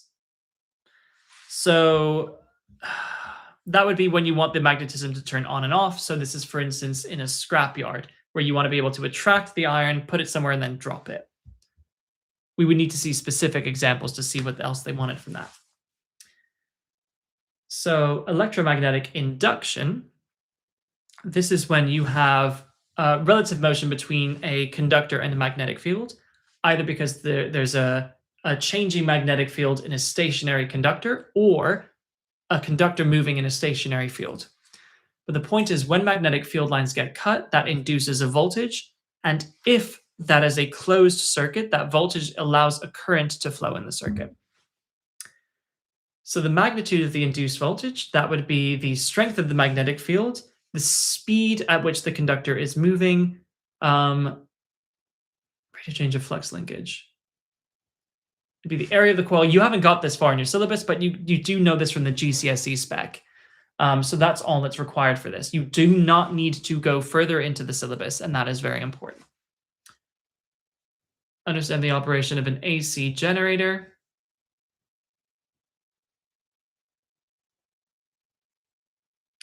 Including factors affecting the output voltage.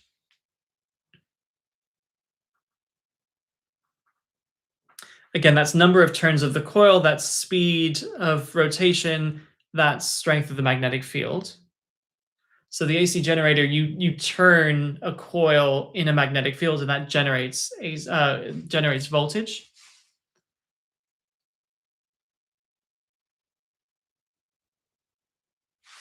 Simple AC generator, that would be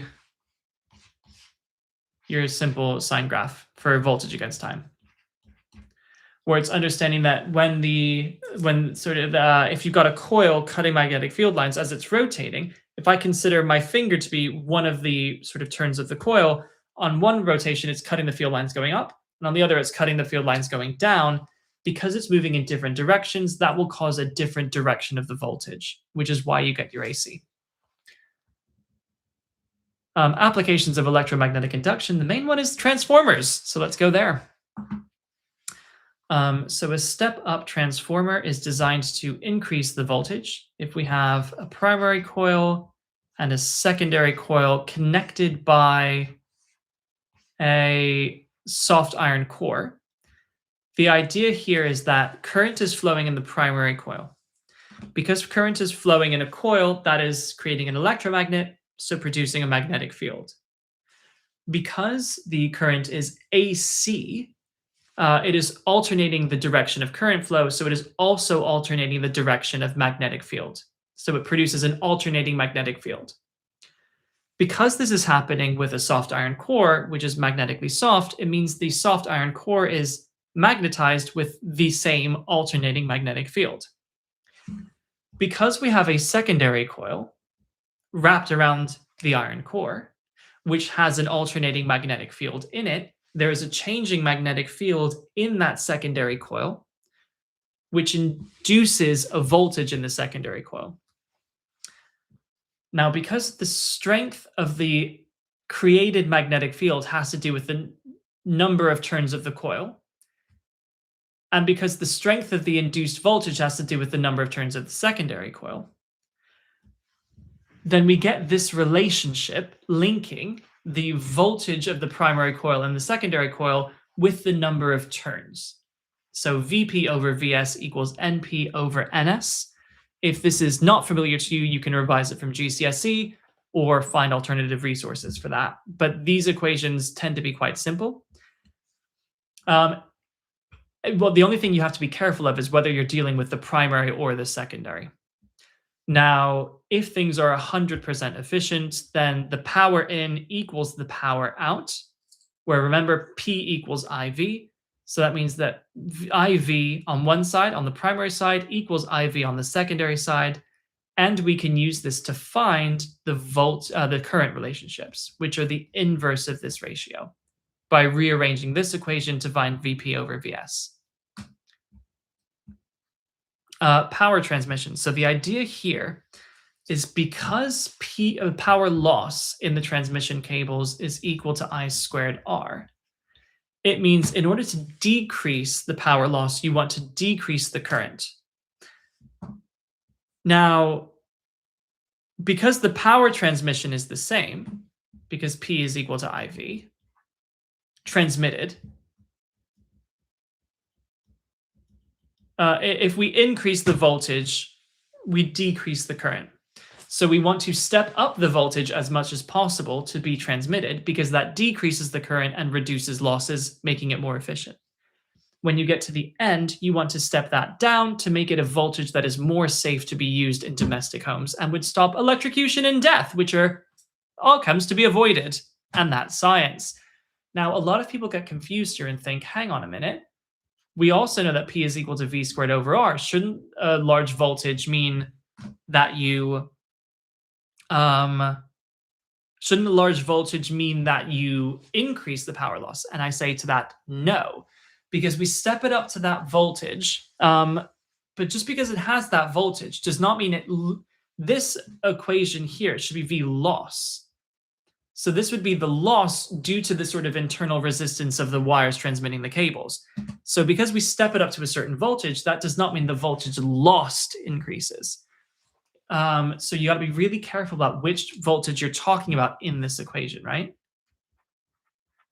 So if we step it up to a very high voltage, that's not the same as stepping up this lost voltage. So that's why the two equations don't work interchangeably there. What is true is that P loss equals I squared R, which is why you think about current. And so we want to decrease the current and thus increase the voltage. All right, so getting into mechanics now, scalar and vector quantities. You should know scalars have just magnitude, whereas vectors also have direction. So vectors are things like displacement, velocity, acceleration, force, things where you can point with an arrow. Vectors would be things like speed, distance, things that mass, energy, things that do not have a direction. Speed is distance over time. Velocity is change in displacement over time. Remember, the average speed equals total distance over total time. We distance time graphs, remember that the gradient is the velocity, or the speed in this case. So for a distance time graph, the velocity is the, let me try that again. For a distance time graph, the gradient is the speed. For a displacement time graph, the gradient is the velocity. For a speed time graph, the area under the curve is the distance. The gradient is the acceleration. For a velocity time graph, the area under the curve is the displacement. The gradient of the graph is acceleration. Know your SUVAT equations. The end. So for forces, you know these forces. Know about thrust, upthrust, and buoyancy force as well. So those things are kind of weird. Know and understand the factors that can affect the magnitude and direction of the forces. So these are, again, more in context. So friction, for instance, is the most difficult of these. Remember that friction does the bare minimum to resist motion up to a limit. So if it is moving, then you hit that limit, and friction will always move to oppose the motion. So it's in the exact opposite direction of whichever way you're moving. Resultant force is the vector sum of all the forces. Again, these are best done when you see questions. Force and extension, this is all your Hooke's law stuff. So when you have an elastic string or a spring, the force is proportional to the extension to create that extension up to a limit of proportionality, beyond which you would get inelastic deformation. And so it would be, if I draw a force displacement graph, it would be linear until it's not. And if you try to release that, you would not come back to your original distance. So if it's elastic if you return to the original shape, but if there's some permanent shape change, that is inelastic deformation. The gradient would be the spring constant that you need to know.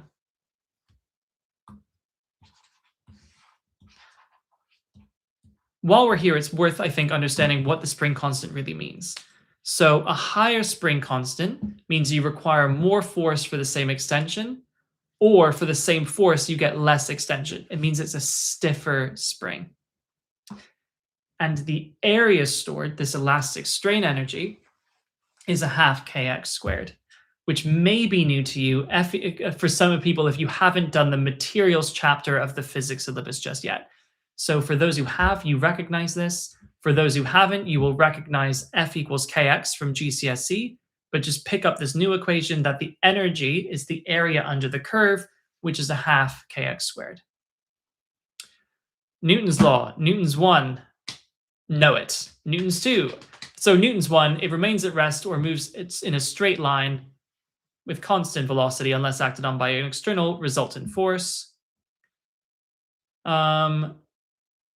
You need to know that F equals ma, where the acceleration is in the direction of the resultant force. And remember, then F equals ma, that is resultant force, not just force. And then third law, the force of A on B is equal to the force of B on A, equal in opposite directions. Sorry, equal in opposite forces.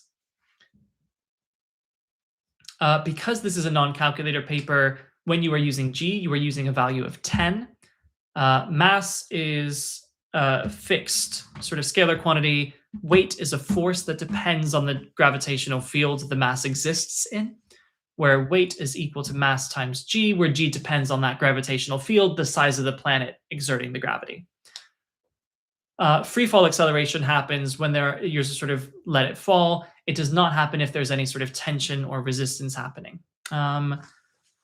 Factors affecting air resistance are speed and surface area, as you know from the parachute problem from GCSE. Terminal velocity is when, so let's think about what happens when you jump out of a plane and you got your parachute. So before you pull the parachute, the weight is acting down. That is the only force acting on you. So there is a resultant force, so you accelerate downwards. Because you accelerate downwards, your speed is increasing. As your speed increases, your drag force increases. This decreases the resultant force, decreasing the acceleration until the two forces are equal, where there is now no resultant force. And by Newton's first law, we move with constant velocity, which is called terminal velocity. So here, momentum. Momentum is mass times velocity, where remember that this is a vector, and so that very much matters. So for instance, if I come into a wall with 2 meters per second, and I bounce off with 2 meters per second, some people would look at that and think that the change in momentum is 0, but it is not. It would be 4m in this case, because it would be minus 2m is the final momentum, minus because it's in the negative direction, and you would subtract the initial momentum of 2m, so it would be minus 4m, in other words, 4m acting to the left. Please remember that direction really matters for momentum. You should also know that force equals rate of change of momentum, but not just that. I've fallen for this in the past. It's resultant force is rate of change of momentum. I have been so caught out by that.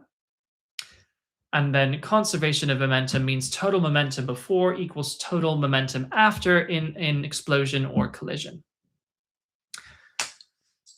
Energy. So work is equal to force times distance moved in the direction of the force.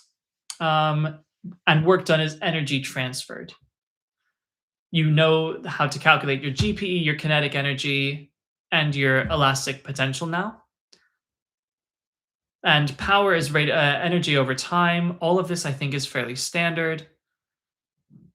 Where in order to do this, you need to understand the story of the energy problem. So, for instance, a ball falling, the GPE is turning into kinetic.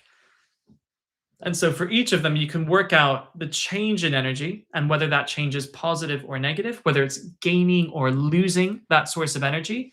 And by combining those into an equation, you would be able to work out the quantity you were required to calculate.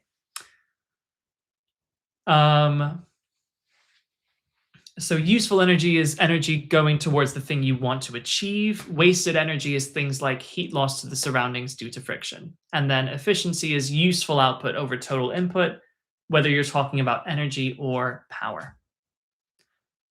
Thermal physics. So we talk about conduction, convection, and radiation, where conduction is most commonly happening in solids, where there are two mechanisms. One mechanism is that if you have a hot end and a cold end, the atoms are vibrating more on the hot end, and by successive collisions, atom to atom, they pass on the energy until the atoms at the end vibrate more, and you reach thermal equilibrium. Thermal equilibrium is when things are now at the same temperature, and therefore move at the same average speed. The alternative mechanism for that is when you have free electrons, those can move much more quickly through the metal, colliding with distant ions, causing them to move faster earlier, and thus speeding up the rate of energy transfer, making them conductors. For the same reason, in fact, do we have this equation?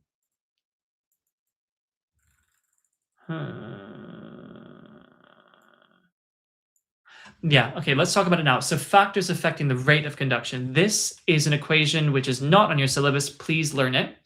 The change, so the power of the sort of rate of heat transfer is thermal conductivity.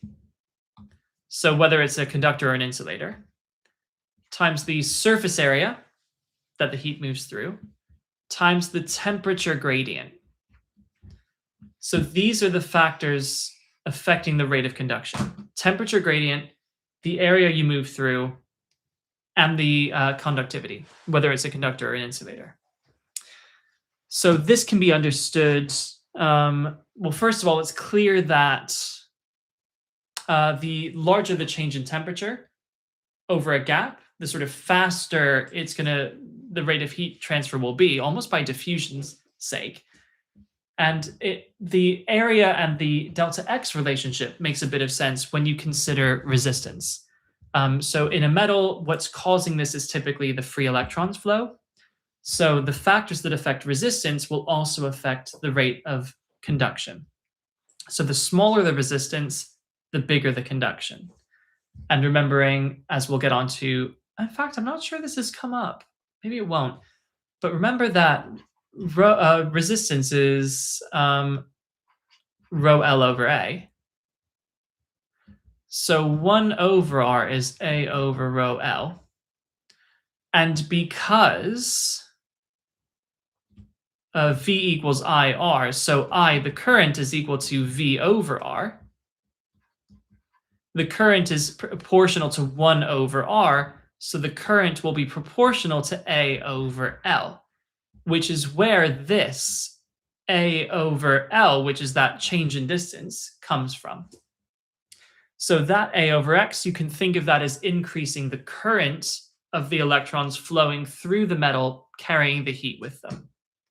So that might make a bit of sense. Convection happens in fluids. When you heat a part of it, it expands. Because it expands, it becomes less dense. Because it is less dense, it floats. When it cools down, it condenses, becomes more dense, and sinks, and this creates a convection current.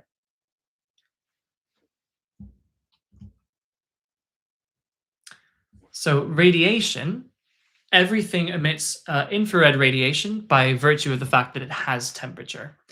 The hotter something is, the more thermal radiation it emits, which is why you are able to be seen using night vision goggles. Absorption and emission. So there are two mechanisms for what happens when you get hit with thermal radiation. You either absorb it and then re-emit it, or you reflect it. It just bounces off the surface and never goes into the body of the material. Shiny white objects are better reflectors. Matte black objects are better absorbers and emitters.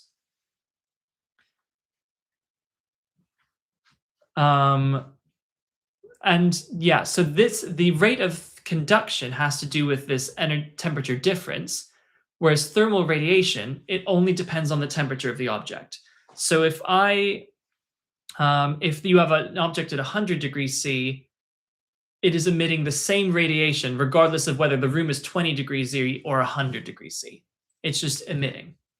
The amount it absorbs depends on the temperature of the room it's in, but the amount it emits kind of depends on its own temperature.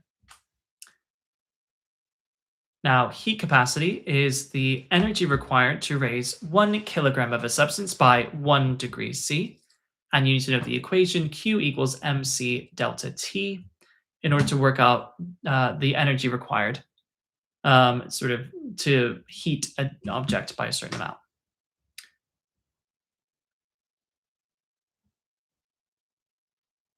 While we're here, any equations involving thermal energy, remember the story of the problem. The energy lost by one thing is equal to the energy gained by the other thing. So you can work out whether each object gains or loses thermal energy and set up the relevant equation. Matter. So states of matter, solids, liquids, and gases. We know that solids, atoms are arranged in a regular ordered structure, touching their nearest neighbors, and the particles vibrate in their fixed position. In liquids, they are touching their nearest neighbors, but they are disordered, and the atoms slide out past each other.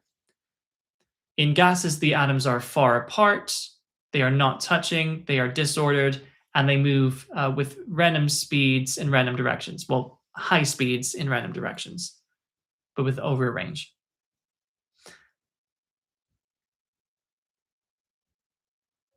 So the properties, I'm not quite sure what that means. So solids have a fixed volume because the atoms cannot move. Liquids take the shape of their containers because they are able to flow past each other, but they are incompressible because they touch each other. They're touching the nearest neighbors, that is. Gases are compressible because they are far apart, and they take the volume of whatever, they take the shape of whatever container they're in. That kind of thing. Ideal gases, PV equals constant, means that P1 V1 equals P2 V2, which is the form of the equation that's very helpful. Explain pressure.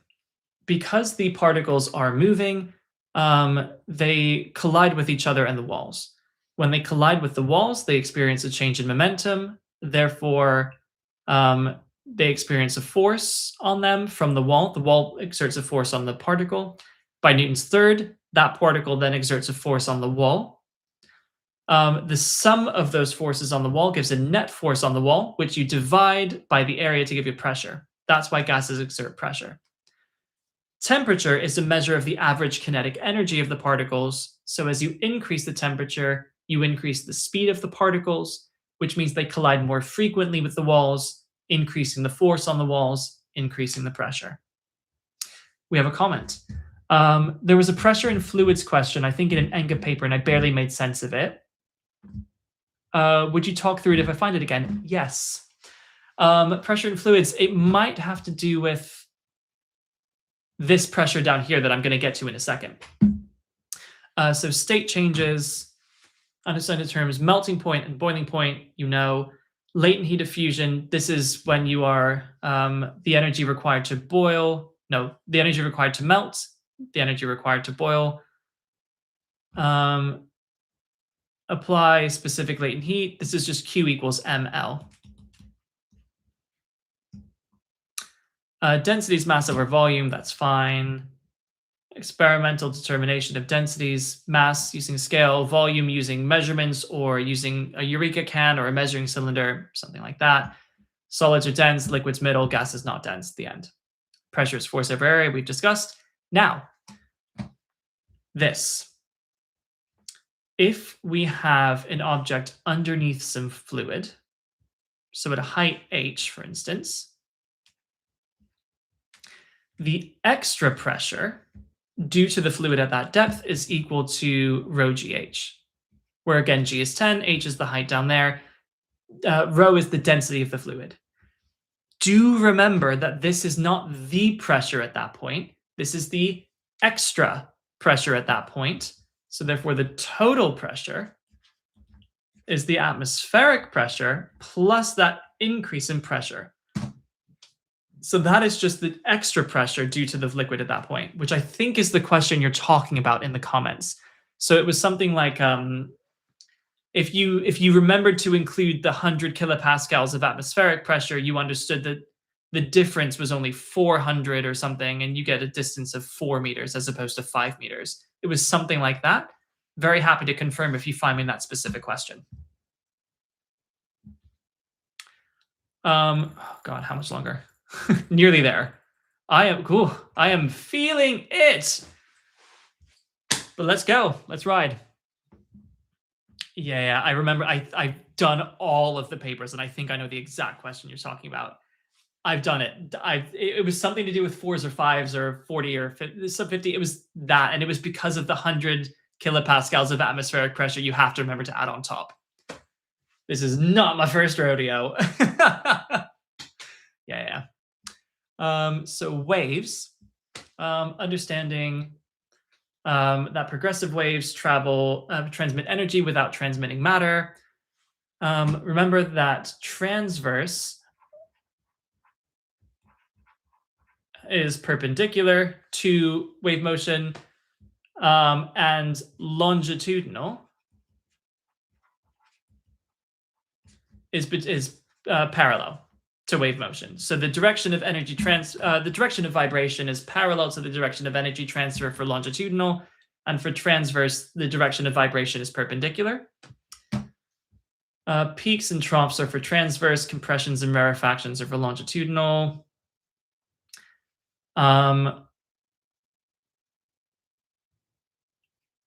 Where the wavelength would be the distance between two compressions or the distance between two peaks.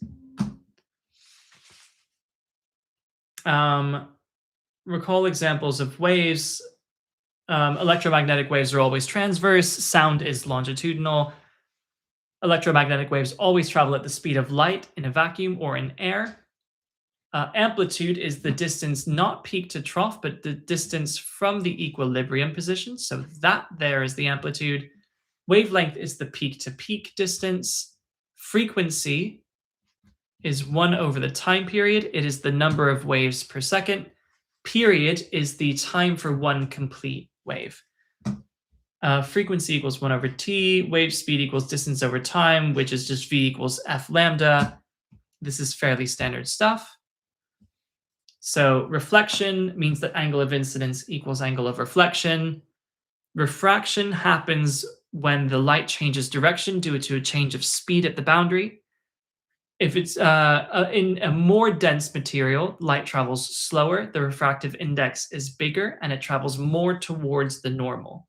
So going from less dense to more dense, we bend towards the normal. Going from more dense to less dense, we bend away from the normal, which, by the way, also means we'll get there in optics.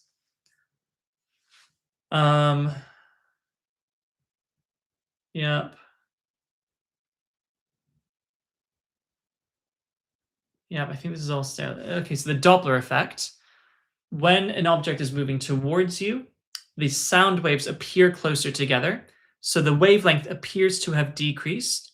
And because the speed is the same and v equals f lambda, that means the frequency appears to increase. So the sound sounds like a higher pitch. Similarly, when an object is moving away from you, the wavefronts appear further apart. So the wavelength appears to have increased because the speed is the same, the frequency appears to have decreased and it sounds a lower pitch because it's moving away. So ray diagrams for plane mirrors is fine. Angle of incidence is angle of reflection is fine. Refraction I've discussed as well. It's more towards a normal in a more dense material. The effect of refraction on a wave direction, yeah, we've discussed. Cool. Sound waves are because the air is vibrating. It needs a medium, needs air. Well, not strictly air. It travels faster in a more dense medium, as opposed to light, which travels slower in a more dense medium. So it travels fastest in solids. The higher the amplitude, the louder it is. The higher the frequency, the higher pitch it is. Reflection causes echoes. Yes, it does. Range of human hearing, just got to know it. Ultrasound is above human hearing, blah, blah, blah, blah, blah. Electromagnetic spectrum, this is all very GCSE. You do need to understand the order, and you do need to understand which ones are. So gamma is high energy, high wavelength. Sorry, high energy, high frequency, low wavelength. Radio waves are low energy, low frequency, high wavelength. And you do need to know them in order. So they ask that a lot. Understand the distinction of the component parts by different wavelengths or frequencies. Don't know what that means. Oh yeah, I do. So knowing that sort of like the roughly speaking, the sort of frequent 400 to 700 nanometers is like the wavelength of visible light, and they can give you questions with like other frequencies or other wavelengths and get you to interpret what part of the electromagnetic spectrum that is. You do not need to know specific boundaries for all of them, but just sort of understanding based on the multiple choice, you can use process of elimination to work it out. Gamma and X-rays cause cancer. Don't do that. UV causes skin burns. Also don't do that. So radioactivity. You know protons, neutrons, and electrons. You know the protons and neutrons are in the middle in a nucleus. You know that protons and neutrons have the same mass. Protons are +1 charge, electrons are -1 charge and negligible mass. Atomic number is the number of protons. Mass number is the number of protons and neutrons. Isotope is, an isotope has the same number of protons, different number of neutrons. A nuclide, people are less comfortable with that. That is just a specific nucleus. So for instance, a specific nuclide might be carbon-13 or carbon-14. It would be the sort of specific nucleus given sort of, for instance, this would be carbon-14. This would be the nuclide. And ionization by gain or loss of electrons, we've discussed. Radioactive decay, unstable nucleus, they emit radiation to become more stable. Random nature, yep. Alpha, beta, gamma, you know from GCSE. Alpha is a helium nucleus, beta is a fast-moving electron, gamma is electromagnetic radiation, high energy. You need to know their penetrating power, their ionizing power, and nuclear equations where the mass numbers have to add up on the top and the atomic numbers have to add up on the bottom. This is fairly self-explanatory, although we might see some more questions on that.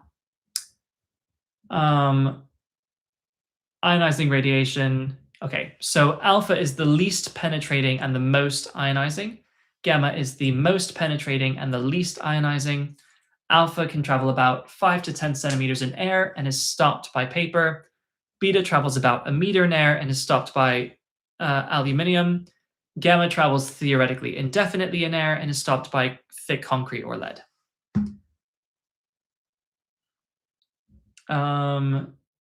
Okay, so in an electric field, let's talk about what we would see. So if that's positive, that's negative. Beta would be going in this direction. Alpha would be going in this direction. The reason why I have drawn them like that is because the force of the alpha would be bigger, but because the mass is so much bigger, because it's a full nucleus as opposed to just an electron, the resultant force would be less. Or rather, no, the acceleration would be much less. And gamma would just travel straight through because it has no charge. It is neutral. In a magnetic field, you would get similar deflection, where the alpha and beta would deflect in opposite directions because that is the charged particle moving in a magnetic field. And gamma being neutral, you would get no effect. Background radiation is always there. So for instance, if we had a question which did something like this, where that was 120 and this was 20, you need to realize that that 20 is due to the background radiation, and actually only 100 of this is due to the source. So if you were trying to find the half-life, you would have to go to 70, which is halfway between the 120 and the 20 it will land on. Or alternatively, you could consider that if the activity of the source is 100, then a half-life is the time it takes for that activity to drop to 50, and then adding the 20 background radiation back in means it will end up on 70 after one half-life in terms of the measurement. Ionizing radiation, again, causes cancer. Don't do it. So half-life is the time taken for the activity to drop to half of its initial value. Understanding the meaning of half-life, apply half-life calculations. So the idea here is, if you know it is an eighth of its initial value, then, oh, and also, by the way, won't do it. Good. Cancer bad. Try not to get it. Background radiation bad. Don't swallow alpha. Bad things happen.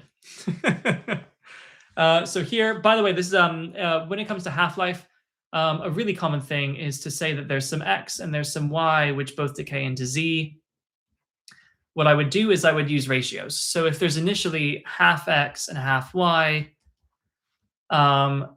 and no Z, but let's say the half-life of X is, I don't know, 4 years, and the half-life of Y is 6 years, then after 12 years, what happens? Well, that's 3 half-lives of X, so that will become an eighth of its initial value. So an eighth of a half is a 16th. After 12 years, that is 2 half-lives of Y, which means it becomes a quarter of its initial value, which means it goes to an eighth. And the remaining amount becomes Z, so 3/16 are accounted for, so 13/16 of it is Z. So it becomes a 2:1:13 ratio. And this is quite a common skill that you have to use in these half-life equations. So that is the physics. Now, do I have the time, patience, and energy? I don't think I have the time, patience, and energy for this. Maybe enough time I'll go through the chemistry. How many pages is this? No, because I have to end it. Oh no, I don't have the time. I don't have the time. I have the patience and energy, but not the time, because I have to give myself enough of a break before my next session. Let's say that's the content that you guys need for the ESAT. Okay, so that's what to learn, right? Now, in terms of execution, how do you practice? Because there are not that many papers available.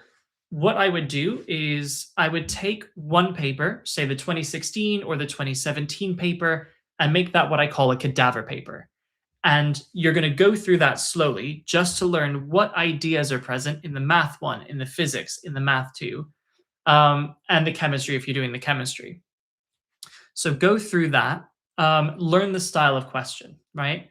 Once you have a better idea of that, you can then make use of, now I would say use NSAA or ENGA papers, but there's also not that many of those. So especially in this early stage, you might dip into the section 2s.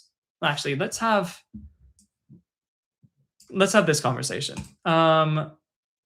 So let me find the Miro whiteboard. I just want to lay out for you how you can make use of the different resources you have available to you. Oh no, I've forgotten my password. No, I have not. My computer has remembered for me. See, this is what happens when I don't open Miro in too long.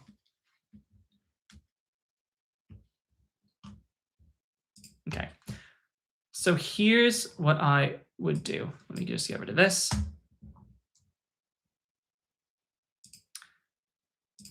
So, what you can do is you can go through papers from the least relevant to the most relevant. So you might want to start. Not thick enough. Apologies. Let me erase this and do. Yeah, you see, I'm seeing the numbers tick up magically around the time I'm talking about very useful stuff. So here, what would I start with? So I would start with things like the PAT tests. The PAT tests have multiple choice questions, which are similar to the physics. They also have some math in there, but they also have some long form questions, which can prepare you for interview down the road, right? Sort of thinking past the, if you're going for Oxbridge in particular with the October sitting, PAT test can be good to get you into that mindset. You can also do MAT tests, question 1, for some multiple choice math at that kind of high level. You can maybe try some TMUA paper 1 to test your math at a high level if you're doing math 2. You can then do some section 2. So you can do your NSAA / your ENGAs.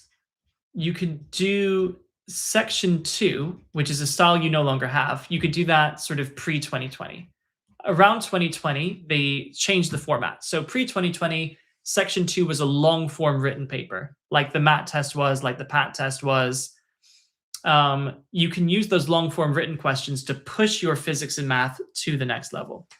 But they are obviously in the style and format that is least relevant to the ESAT.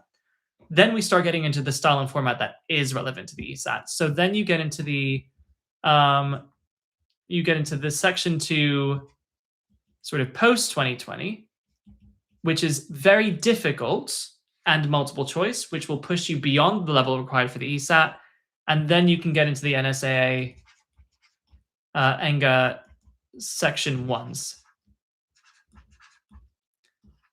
where again we have this split pre and post 2020, where post 2020 you no longer have the math 2 relevant there. So post 2020 is the closest, and then pre 2020 is in the style that is the most similar to the format that you'll actually be sitting. So you have a whole range of papers that you can use as you get closer to the exam date, right? Also, as you're moving through, you can drip feed some of those old NSAA papers to sort of get yourself, see how well you're sort of tracking your progress, right? Remember that the NSAA and the ENGA papers literally copied and pasted questions across, especially for section 1. So there's no point doing one than the other. You should really kind of stick to one throughout. My advice is do whichever one has more questions in it. One of the things you'll have to bear in mind is that for Math 2, that comes from the Advanced Math and Advanced Physics section E from the initial papers, where they alternate the math and the physics. So in your practice, you should be ignoring the physics and just doing the advanced math. What you can then also be doing is going into, as you come closer to the time itself, you should do the online version of the UAT website, where you can practice it with the actual interface. So you can use all of those to work on your execution at that very difficult level of sort of math and physics that will be required of you. And in terms of exam technique, what you should be practicing is your speed work. So all of the stuff that I've just given you is how to really sort of push your front end ability to do really, like, sort of, if you sit down and think about it, can you get over the line? Whereas in the ESAT, it's much more about syllabus mastery and being able to sprint. So if you do not have extra time, you're averaging like 90 seconds a question, which is very, very difficult to achieve. So what I'm going to be demonstrating here on the channel, sort of in parallel, I might be doing some slower work to push the level, but I will also be demonstrating how to develop your speed work. And what you want to do there is use material that's actually conceptually very simple for you, so you can spend all of your energy focusing just on your execution. And you want to work as quickly as possible, where you discover what execution errors you make at speed that you wouldn't make normally. So you want to go as fast as possible, intending to break things, and then look back at it and go, God, that was stupid. Why did I think that? And you'll learn about when the stress is on applied to you, what breaks first. So for me, I know I make sign errors galore, and for some reason, non-calculator, I am really bad at adding and subtracting 9, because brains break differently. Brains are not equal. So you can discover what your execution errors are and work on systems to make you more accurate when working at that speed. And so by putting all of that together, by studying the specification, by running through all those practice papers, by practicing your speed individually with conceptually easy material, by the time you get to the October or the January sitting, you should feel nice and confident in your ability to execute accurately, quickly, as the paper requires. And that is the process to get you from where you are to where you need to be by the time you sit the ESAT. So that was a 2.5 hour slog. Congratulations if any of you stuck right through. If I find demand for the chemistry, I might go back and I'll add some chemistry specific stuff. Feel free to join the Discord server, which I forgot to put in the description of this video, but which will be there when I upload it. Yeah, so I'll update that when I sort of do these, the timestamps and all that kind of stuff. Feel free to stick along for the ride. So we're going to be doing, I've already done a bunch of ESAT sort of NSAA ENGA pass papers. You can see me run through, I think, every available one and I ran through all of those last year. So this time it's going to be having a lot of fun developing that speed skill and hopefully doing it in quite an entertaining way as well. So stick around if you think that's going to be helpful to you. And Discord will be where I publish when I am going to stream. Showing up live is probably the best experience because then you drop things in the chat. And as you guys can see, I really respond to the chat. So if you have something you want to talk about, feel free to drop it in and we can kind of pivot, adjust, and talk about that. So with that, I think that's everything I wanted to discuss today. I might do a similar stream when it comes to the TMUA spec, especially when it comes to the paper 2 logic and reasoning stuff. Maybe just doing another something like this where we just spend a long time slowly going through all the points. Because especially for paper 2, that stuff is wild. So with that, I'm going to rest my voice before I start working again for the rest of the evening. In the meantime, take care, guys. Enjoy the rest of your summer, but still work hard to achieve your goals. And I will see you next time. All right, take care. Bye-bye.